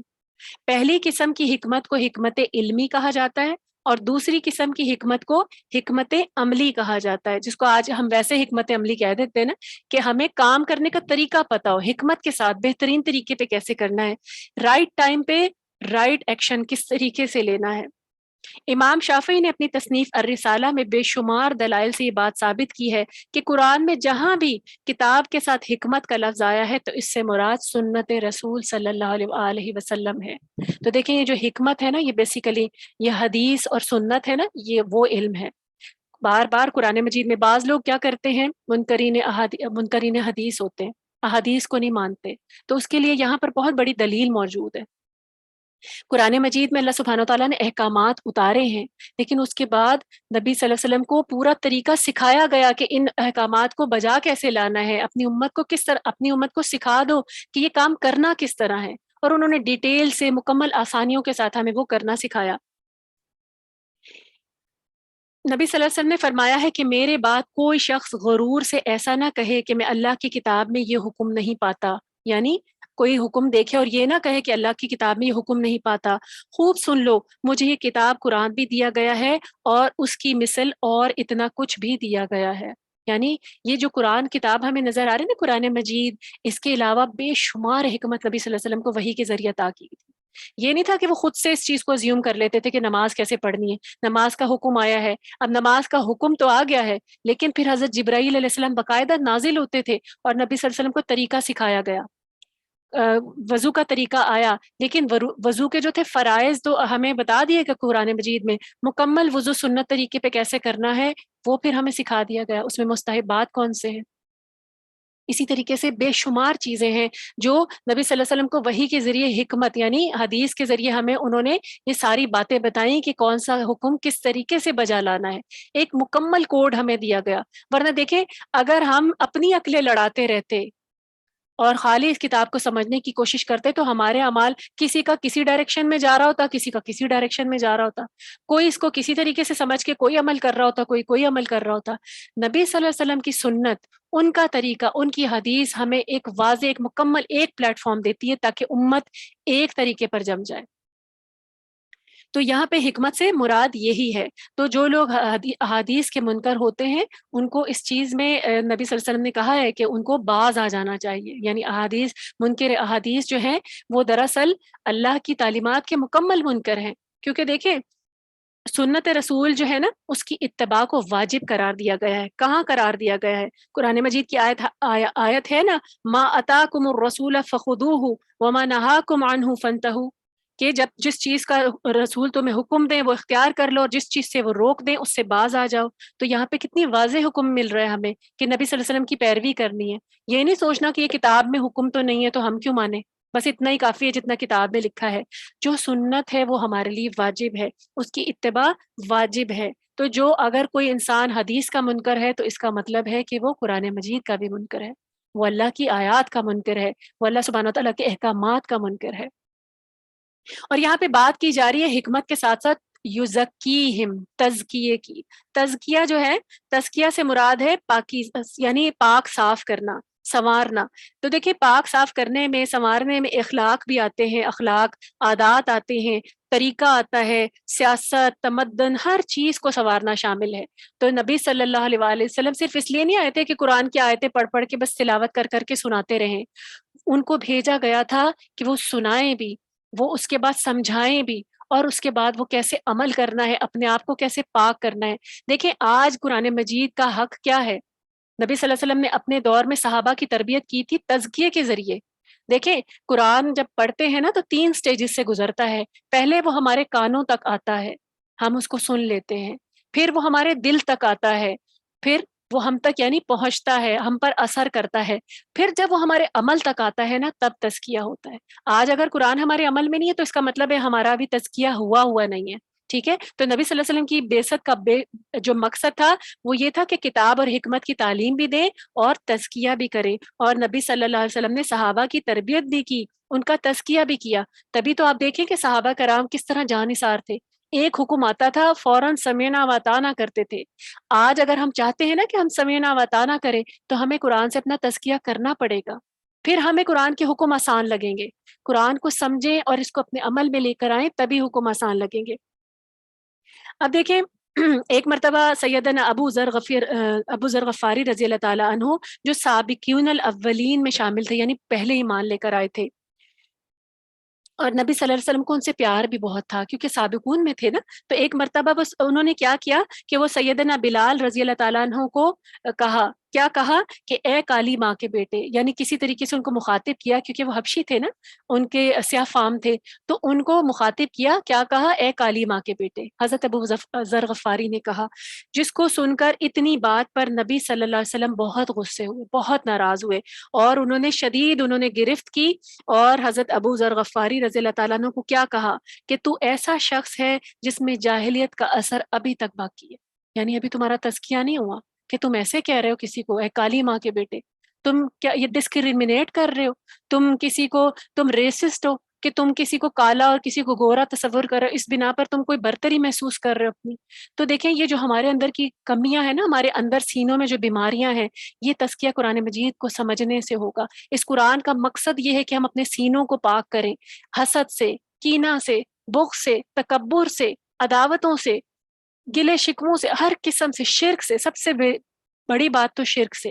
اور پھر جب ہم ان چیزوں سے اپنے آپ کو پاک کر لیں گے تب ہمارا تزکیہ ہوگا، اور اگر قرآن نے ہمارا تزکیہ نہ کیا تو پھر یہ ہمارے عمل میں نظر نہیں آئے گا، اور پھر ہم نے قرآن کا حق نہیں ادا کیا۔ تو قرآن کا حق ادا کرنے کے لیے یہ ضروری ہے کہ ہم اس سے اپنا تزکیہ بھی اپنے نفس کا کریں۔ پھر فرمائے وَمَن يَرْغَبُ عَن مِّلَّةِ إِبْرَاهِيمَ إِلَّا مَن سَفِهَ نَفْسَهُ، کہ جو ابراہیم کے دین سے تو وہی نفرت کر سکتا ہے جس نے اپنے آپ کو خود احمق بنا لیا ہو۔ بے شک ہم نے اس کو دنیا میں اپنے کام کے لیے چن لیا، اور آخرت میں بھی وہ صالح لوگوں میں سے ہوں گے۔ جب انہیں ان کے رب نے فرمایا تھا کہ فرما بردار بن جاؤ، یعنی ان کے رب نے انہیں کیا کہا تھا؟ اِذْ قَالَ لَهُ رَبُّهُ أَسْلِمْ، اللہ نے کہا تھا ان کو فرما بردار بن جاؤ، تو انہوں نے فوراً کہا أَسْلَمْتُ لِرَبِّ الْعَالَمِينَ، انہوں نے فوراً کہا کہ میں تمام جہانوں کے پروردگار کا فرما بردار بن گیا ہوں۔ انہوں نے سوچا نہیں تھا۔ دیکھیں پھر تعریف کر رہے ہیں اللہ سبحانہ وتعالیٰ حضرت ابراہیم کی، کہ حضرت ابراہیم کا جو دین ہے، ان کا جو طریقہ ہے، وہ مکمل ہے، وہ جامع ہے، ان کی توحید جامع ہے، وہ یکسو مسلمان تھے۔ حضرت ابراہیم علیہ السلام کسی دوسری طرف دیکھا بھی نہیں کرتے تھے۔ اب آپ دیکھیں جب ہم حج کرنے جاتے ہیں تو کیا ہوتا ہے، وہاں جمرات پہ پتھر مارے جاتے ہیں۔ شیطان آیا تھا، شیطان اپنی اصل صورت میں آیا تھا ان کو گمراہ کرنے، اور انہوں نے کیا کیا؟ یکسو مسلمان تھے، شیطان کی باتوں میں نہیں آئے۔ شیطان نے ان کو کتنی مرغوبات دلائی، کس طرح کو کہ اچھا آپ اپنے جوان بچے کو قتل کرو گے، جوان بچے کو مارو گے، تمہیں وہم کس طریقے سے شیطان نے ان کو ورغلانے کی کوشش کی تھی، لیکن وہ نہیں مانے۔ تو پھر اللہ سبحانہ تعالیٰ نے کیا کہا کہ آج اگر یہ ابراہیم کے دین سے کوئی بے رغبتی رکھتا ہے، نفرت کرتا ہے، تو وہ دراصل خود جاہل ہے۔ اب یہ کیوں کہا گیا؟ کیونکہ دیکھیں آج لوگ کیا کرتے تھے، یہودی جو تھے نا اور نصرانی تو تھے، وہ اپنے آپ کو حضرت ابراہیم علیہ السلام کا فالوور تو کہتے تھے، لیکن پھر کیا کرتے تھے، ان کے طریقوں سے منہ موڑ لیتے تھے، طریقہ وہ اڈاپٹ نہیں کرتے تھے۔ تو آج اللہ سبحانہ وتعالیٰ نے کیا کہا کہ طریقہ تو وہی ہے جو ابراہیم علیہ السلام کا طریقہ ہے، اور وہ توحید کا طریقہ ہے۔ آج یہودی کیا کرتے ہیں، شرک کرتے ہیں، حضرت عزیر رضی اللہ تعالیٰ عنہ کو اللہ کا بیٹا مانتے ہیں۔ عیسائی کیسے شرک کرتے ہیں، عیسائی اپنے آپ کو حضرت ابراہیم کی نسل سے بھی کہہ لیں گے، اور پھر اس کے بعد کیا کہیں گے کہ وہ اس کے بعد حضرت عیسیٰ علیہ السلام کو اللہ کا بیٹا مانتے ہیں، نعوذ باللہ، تو شرک کرتے ہیں۔ تو اللہ سبحانہ وتعالیٰ نے کیا کہا، ابراہیم کا طریقہ وہ ہے جو یکسو مسلمان کا طریقہ ہے۔ آج اگر کوئی اس سے بے رغبتی کرے گا تو دراصل وہ خود احمق ہے۔ اور اللہ سبحانہ وتعالیٰ نے کیا کہا کہ ہم نے انہیں پوری دنیا کا امام ایسے نہیں بنایا، پہلے ہم نے کہا تھا کہ فرما بردار بن جاؤ، اور انہوں نے ساتھ ہی کہا اسلمت لرب العالمین۔ تو آج مومن کا طریقہ کیا ہے؟ مومن وہ مومن ہوتا ہے جب اللہ تعالیٰ کو کا حکم آ جائے تو کیا کہے، میں اللہ کے لیے فرما بردار ہوں، اپنے آپ کو اللہ کی مرضی کے آگے ڈال دے، اپنے آپ کو اللہ کی مرضی کے آگے سرنڈر کر دے۔ پھر فرمایا وَلَقَدِ اسْتَفَيْنَاهُ فِي الدُّنْيَا وَالْآخِرَةِ، فی الدنیا وَإِنَّهُ فِي الْآخِرَةِ لَمِنَ الصَّالِحِينَ، کہ وہ آخرت میں بھی نیکوکاروں میں سے ہوں گے۔ پھر فرمایا وَوَصَّى بِهَا إِبْرَاهِيمُ بَنِيهِ وَيَعْقُوبُ يَا بَنِيَّ إِنَّ اللَّهَ اصْطَفَىٰ لَكُمُ الدِّينَ فَلَا تَمُوتُنَّ إِلَّا وَأَنْتُمْ مُسْلِمُونَ۔ اور یاد کرو وہ وقت جب ابراہیم نے اپنے بیٹوں کو بھی اسی بات کی وصیت کی تھی، اور یعقوب نے بھی اپنے بیٹوں کو یہی کہا تھا، اے میرے بیٹوں، اللہ نے تمہارے لیے یہی دین پسند کیا ہے۔ کون سا دین؟ توحید کا دین، لہٰذا تم مرتے دم تک مسلمان رہنا۔ یعنی دیکھیں یہاں پہ اللہ رب العزت نے خاص طور پر حضرت ابراہیم علیہ السلام کے پوتے یعقوب علیہ السلام کا ذکر کیا ہے، اس لیے کہ سوائے نبی صلی اللہ علیہ وسلم کے باقی تمام انبیاء انہی کی اولاد میں سے تھے، جتنے بھی آئے نا حضرت وہ بنی اسرائیل میں سے آیا کرتے تھے، اور حضرت یعقوب علیہ السلام کی اولاد میں سے تھے، اور بنی اسرائیل سارے وہی تھے۔ تو یہاں پہ اللہ سبحانہ تعالیٰ نے کیا کہا ہے کہ یعقوب نے بھی اپنے بیٹوں کو اسی بات کی وصیت کی تھی کہ تم مرنا تو مسلمان ہی مرنا، لیکن ان کے جو اولاد ہے یعنی جو یہودی ہیں انہوں نے کیا کیا، وہ طریقہ چینج کر لیا، انہوں نے اپنے باپ کی وصیت پر یعنی حضرت یعقوب کی وصیت پہ عمل نہیں کیا۔ فرمایا کیا تم اس وقت موجود تھے؟ ام کنتم شہداء اذ حضر یعقوب الموت، کیا تم اس وقت موجود تھے جب یعقوب علیہ السلام پر موت کا وقت آیا تھا؟ تو اس وقت انہوں نے اپنے بیٹوں سے پوچھا کہ میرے بعد تم کس کی عبادت کرو گے؟ تو انہوں نے جواب دیا کہ ہم اسی ایک الہ کی بندگی کریں گے جو آپ کا اور آپ کے آباء و اجداد یعنی ابراہیم، اسماعیل اور اسحاق کا الہ ہے، اور ہم اسی کے فرما بردار رہیں گے۔ اب دیکھیں ایک مرتبہ یہود نے نبی صلی اللہ علیہ وسلم سے کہا کہ کیا آپ صلی اللہ علیہ وسلم کو معلوم نہیں ہے کہ یعقوب علیہ السلام نے ہمیں یہودی رہنے کی وصیت کی تھی؟ یعنی جیوز نے اپنے طور پہ یہ خود ساختہ بات گھڑی، انہوں نے کیا کہا کہ حضرت یعقوب علیہ السلام ہمیں کہہ کر فوت ہوئے تھے کہ تم نے ہمیشہ مرتے دم تک یہودی رہنا ہے، اس لیے ہم آپ کے اوپر ایمان نہیں لائیں گے۔ تو اس پر جو ہے یہ آیت نازل ہوئی تھی کہ کیا تم اس وقت موجود تھے جب حضرت یعقوب علیہ السلام فوت ہو رہے تھے؟ یعنی یہ جو یہودی اس وقت موجود آیا ہے، کیا اس کو پتا تھا جب حضرت یعقوب علیہ السلام فوت ہو رہے تھے کیونکہ انہوں نے یہی وصیت کی تھی؟ یعنی یہ خود ساختہ طریقہ، خود اپنی مرضی سے یہ وصیت جو ہے وہ بنا رہے ہیں۔ اور پھر کیا کہا، پھر جو کچھ یعقوب علیہ السلام نے بوقت مرگ اپنے بیٹوں سے پوچھا اور جو بیٹوں نے بیان کیا تھا وہ اللہ تعالیٰ نے خود قرآن مجید میں بتا دیا۔ دیکھیں اس وقت جب حضرت یعقوب علیہ السلام واقعی جب ان کی وفات ہوئی ہوگی، ان کے ارد گرد جو بیٹے ہوں گے اور انہوں نے جو تاکید کی، اس وقت تو کوئی موجود نہیں تھا نبی صلی اللہ علیہ وسلم کے دور والا بھی، تو اللہ تعالیٰ نے قرآن میں یہ بات خود واضح کر دی ہے کہ انہوں نے مرتے وقت اپنے بیٹوں سے یہی کہا تھا حضرت یعقوب نے کہ تم نے مسلمان رہنا ہے، یہودی نہیں کہا تھا کہ تم نے یہودی رہنا ہے، مسلمان رہنا ہے، یعنی جو اللہ کہیں اللہ اللہ کی بات ماننی ہے، اللہ تعالیٰ کی اطاعت کرنی ہے۔ پھر فرمایا تلک امت قد خلت، یعنی وہ ایک امت تھی جو گزر گئی، لہا ما کسبت ولکم ما کسبتم ولا تسألون عما كانوا يعملون، کہ وہ ایک جماعت تھی جو گزر گئی اور جو کچھ اس جماعت نے عمل کیے وہ ان کے لیے ہیں، اور جو کچھ تم کماؤ گے وہ تمہارے لیے ہیں، اور تم سے یہ نہیں پوچھا جائے گا کہ تم وہ کیا کرتے تھے۔ یعنی انبیاء جتنے بھی آج تک پیغمبر آئے ہیں، چاہے حضرت موسیٰ علیہ السلام کی قوم سے تھے، حضرت عیسیٰ کی، بتایا گیا کہ یہ سارے جو ہیں یہ گزر چکے ہیں، جو جو انہوں نے کیا یہ اپنے ساتھ لے گئے ہیں، جو انہوں نے کمایا تھا وہ اس کو خود اپنی کمائی کو جا کر خود بھگت لیں گے، اور تم جو کماؤ گے وہ تمہارے لیے ہے۔ اب یہاں پہ ہمیں کیا پتہ چل رہا ہے کہ انسان اپنا عمل خود کماتا ہے، کسی کی خالی یعنی ایک کسی نبی کا ٹیگ لگ جانا ہمیں بخشوا نہیں سکتا۔ اگر آج میں مسلمان ہوں تو خالی میرا مسلمان خود کو کہہ دینا مجھے بخشوا نہیں سکتا، جہنم سے نہیں بچا سکتا اگر میرے عمل ساتھ نہیں ہوں گے۔ ہم سب اگر اپنے عمل کی کمائیاں نیک عمل کمائیں گے تو ہم جنت میں جائیں گے، ورنہ مجھے اور آپ کو مسلمان ہونا خالی کوئی فائدہ نہیں دے گا۔ کلمہ لا الہ الا اللہ پڑھنے والا جنت میں ضرور جائے گا، یہ بات صحیح ہے، آج لوگ اس کو بنیاد بنا لیتے ہیں، لیکن آپ سوچیں کہ کلمہ لا الہ الا اللہ کے جس نے شروط پوری کی ہوں گی، جس نے اس کے تقاضے پورے کیے ہوں گے، خالی زبان سے اگر اس کے دل میں اس بات کا ادراک ہی نہیں تھا کہ اللہ ایک ہے اور وہ شرک پہ مر گیا، تو کیا وہ جنت میں چلا جائے گا؟ پھر فرمائے وَقَالُوا كُونُوا هُودًا أَوْ نَصَارَىٰ تَهْتَدُوا قُلْ بَلْ مِلَّةَ إِبْرَاهِيمَ حَنِيفًا وَمَا كَانَ مِنَ الْمُشْرِكِينَ، یعنی فرمائے یہودی کہتے ہیں کہ یہودی ہو جاؤ تو ہدایت پاؤ گے، اور عیسائی کہتے ہیں عیسائی بن جاؤ تو ہدایت پاؤ گے۔ آپ ان سے کہہ دیجئے، آپ صلی اللہ علیہ وآلہ وسلم سے کہیں کہ بات دراصل یہ ہے کہ جو شخص ملت ابراہیم پر ہوگا وہ ہدایت پائے گا، اور ابراہیم موحد تھے، شرک کرنے والوں میں سے نہیں تھے۔ یہاں پہ ان کی ایک اور بات کی تردید کی جا رہی کہ یہودی کیا کہتے تھے کہ اگر تم یہودی ہو جاؤ گے نا تو تمہارے سارے گناہ معاف ہو جائیں گے، یعنی اس طرح لوگوں کو ورغلایا کرتے تھے۔ اور کرسچنز کہتے تھے کہ ہم بڑے پاک ہیں، ہم جو جو کرسچن ہوگا صرف وہ جنت میں جائے گا، اور آج دیکھیں یہی عقیدہ ہم نے بھی اپنا لیا ہے کہ جو مسلمان ہے بس وہی جنت میں جائے گا، اس کے علاوہ کوئی بھی نہیں جائے گا۔ تو یہاں پہ اللہ سبحانہ و تعالیٰ نے ہر ایک کی اس عقیدے کی نفی، اس گمان کی نفی کرتے ہوئے کیا کہا، قُلْ بَلْ مِلَّةَ إِبْرَاهِيمَ حَنِيفًا، یعنی جو حضرت ابراہیم علیہ السلام کا جو طریقہ ہے نا، دراصل وہ طریقہ ہے جو اسے فالو کر لے گا، یعنی توحید پہ۔ کیونکہ دیکھیں جو انسان توحید پر وفات پائے گا نا، اللہ کو ایک مانتا ہوگا، تو اس کے گناہ بخش دیے جائیں گے۔ اللہ تعالیٰ نے وعدہ کیا ہے، ہمیں احادیث سے پتہ چلتا ہے کہ اگر انسان کے گناہ ہو جائیں اس سے کسی نہ کسی وجہ سے، اور پھر وہ اگر فوت ہوتا ہے لیکن اس نے اللہ کے ساتھ کبھی شرک نہیں کیا ہوگا تو اس کے گناہ بخش دیے جائیں گے، اللہ کی رحمت جوش میں آئے گی، اس کے گناہ بخش دیے جائیں گے. لیکن یہ گارنٹی نہیں ہے کہ اس کے گناہ بخش دیے جائیں گے، ہو سکتا ہے کہ اللہ تعالیٰ ان کا مواخذہ بھی کریں. لیکن جو شرک پہ مرے گا اس کے لیے پکی بات، طے شدہ بات ہے کہ وہ جنت میں نہیں جائے گا کبھی بھی، وہ ہمیشہ جہنم میں رہے گا. تو کیا کہا کہ یہ کہنا جو ہے ہمیں فائدہ نہیں دے گا یہودیوں کو. آج دیکھیں ہر فرقے والا بھی اپنے کہتا ہے کہ یہی فرقہ جنت میں جائے گا. یہ کہنا فائدہ نہیں دے گا. کیا فائدہ کیا دے گا؟ ہمارا توحید پہ جم جانا ہمیں فائدہ دے گا. فرمایا قولوا آمنا باللہ وما انزل الینا وما انزل الی ابراہیم و اسماعیل و اسحاق و یعقوب والاسباط وما اوتی موسیٰ و عیسیٰ وما اوتی النبیون من ربہم.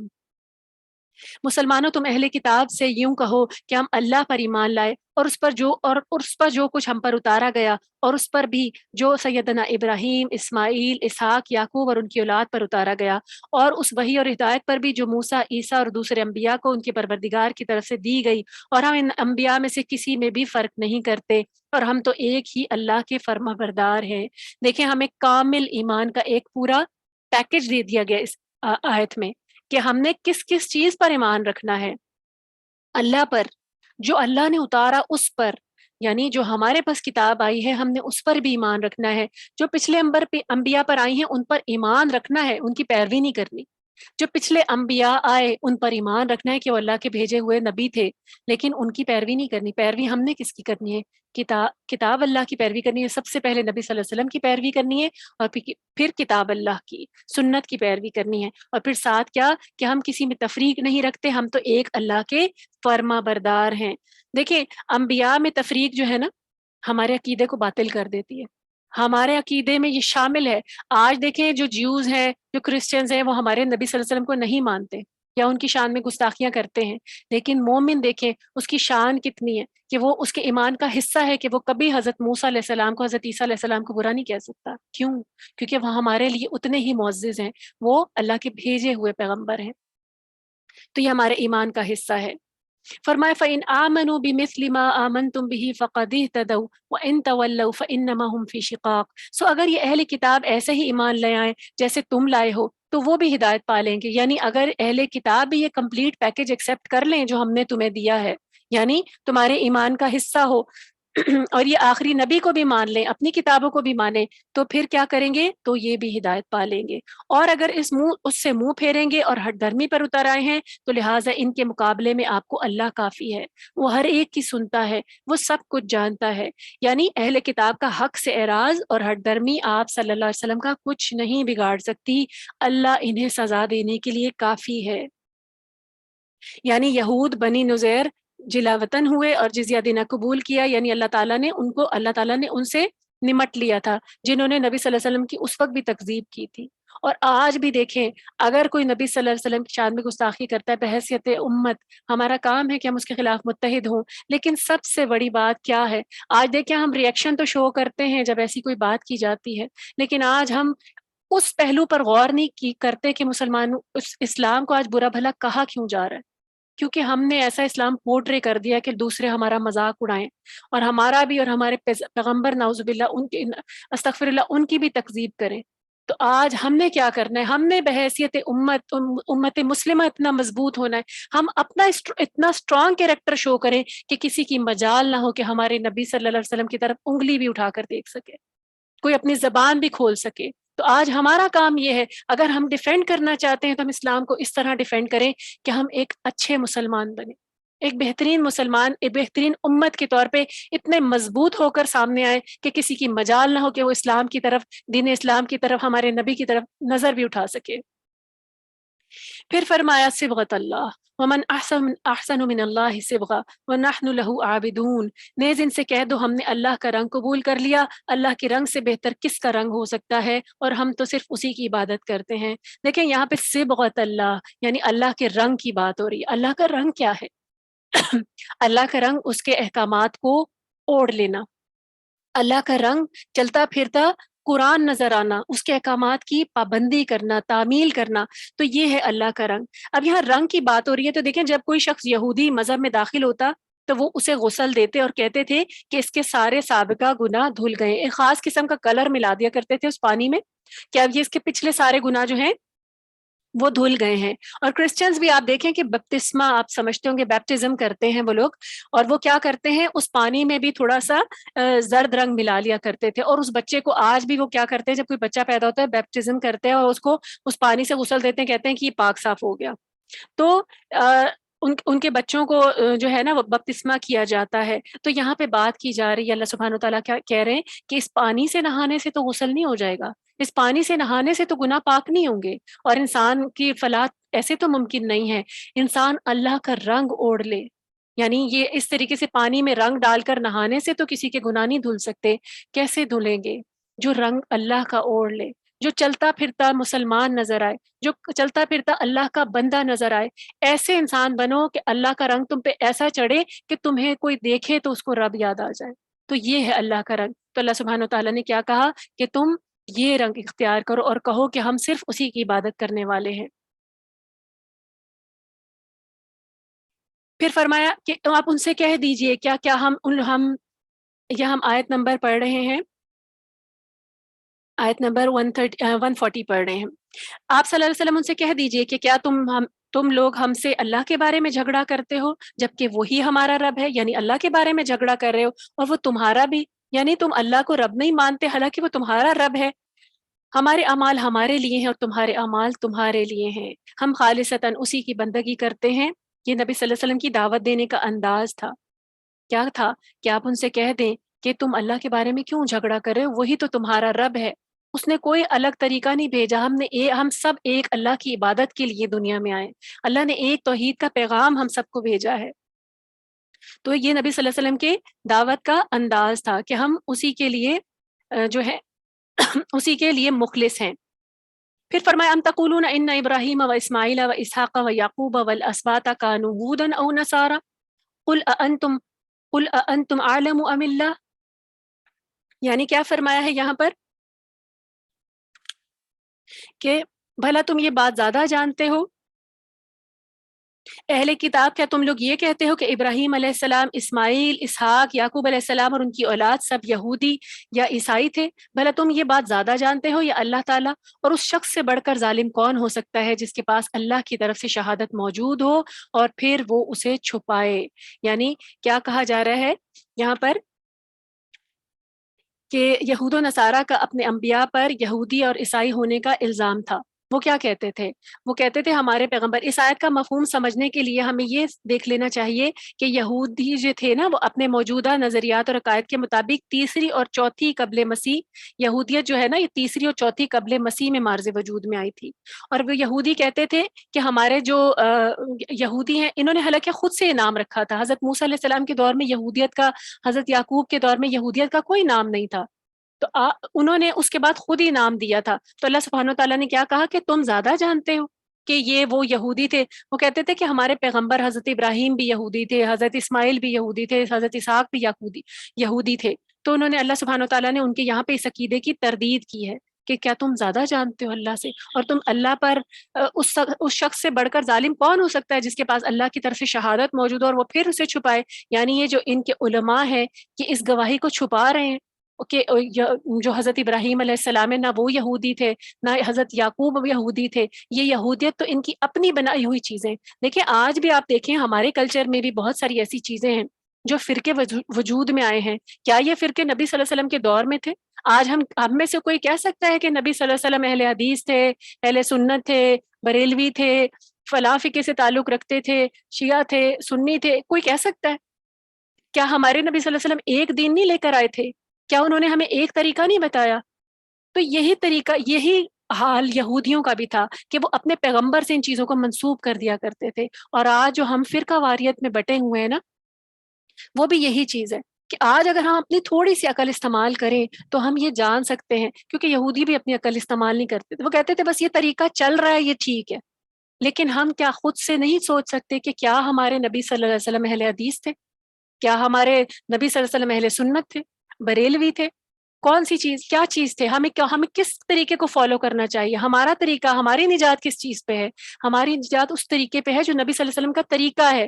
ہمیں نہیں دیکھنا کہ کس کو کون سا نام دیا گیا ہے، کس کو کون سا طریقہ دیا گیا ہے. یہودیوں نے بھی یہی کام کیا، اور اللہ سبحانہ و تعالیٰ نے کیا کہا، اس سے بڑا ظالم کون ہے؟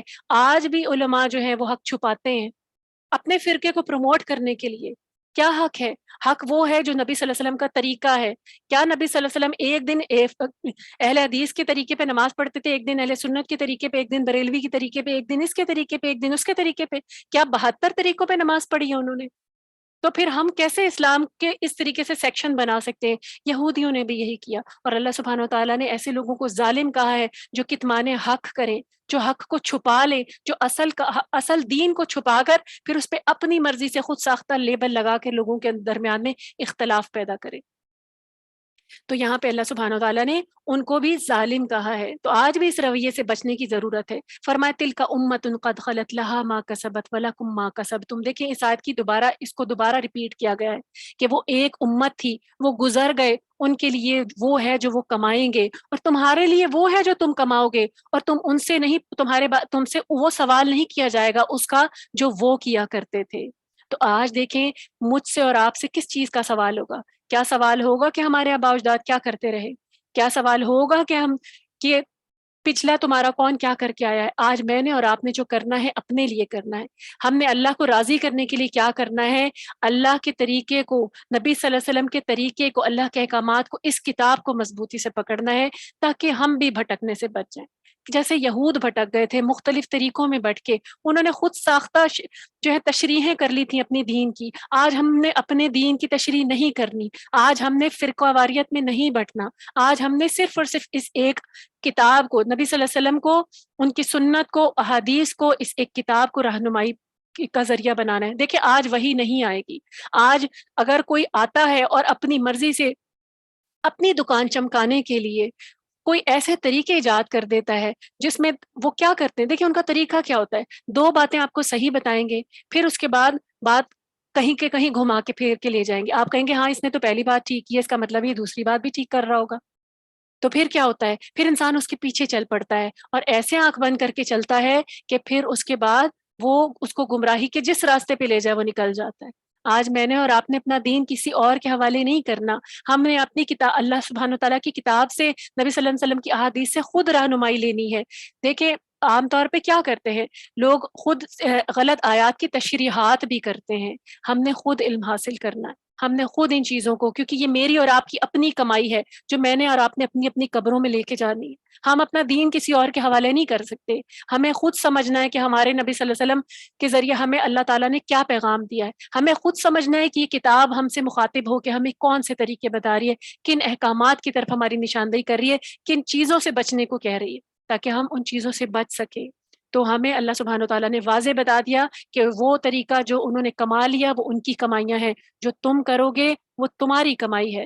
تو اللہ سبحانہ و تعالیٰ سے دعا ہے کہ وہ ہمیں بہترین کمائی کرنے والا بنائے. اللہ سبحانہ و تعالیٰ ہمیں اللہ سبحانہ و تعالیٰ ہمیں اپنی اطاعت کرنے والا، نبی صلی اللہ علیہ وسلم کی سنت پر استقامت کے ساتھ چلنے والا اور اس کتاب کو مضبوطی سے تھامنے والا بنائے، تاکہ آج ہم بھی لوگوں کے فالس جو نظریے ہیں یا ان کی غلط ٹرانسلیشنز ہیں یا ان کی غلط طریقے ہیں ان کی طرف جانے سے بچ جائیں. اور اللہ تعالیٰ سے دعا ہے کہ اللہ تعالیٰ ہمیں حق کو حق کر کے دکھا دے اور پھر ہمیں اس پہ جما دے. اللہم ارنا الحق حقا وارزقنا اتباعہ. اللہ تعالیٰ ہمیں حق کو حق کر کے دکھا تاکہ ہم اس پہ چلیں. اللہ تعالیٰ ارنا الباطل باطلا وارزقنا اجتنابہ. اور باطل کو اللہ تعالیٰ ہمیں باطل کر کے دکھا دے تاکہ ہم اس سے بچ سکیں، تاکہ ہم اپنے ایمان کو بچا لیں، تاکہ ہم اپنے ایمان میں کسی اور طریقے کے شامل ہونے کو بچا لیں، تاکہ ہم اپنے ایمان کو بچا کے اللہ سبحانہ وتعالیٰ اس کی رضا حاصل کر سکیں.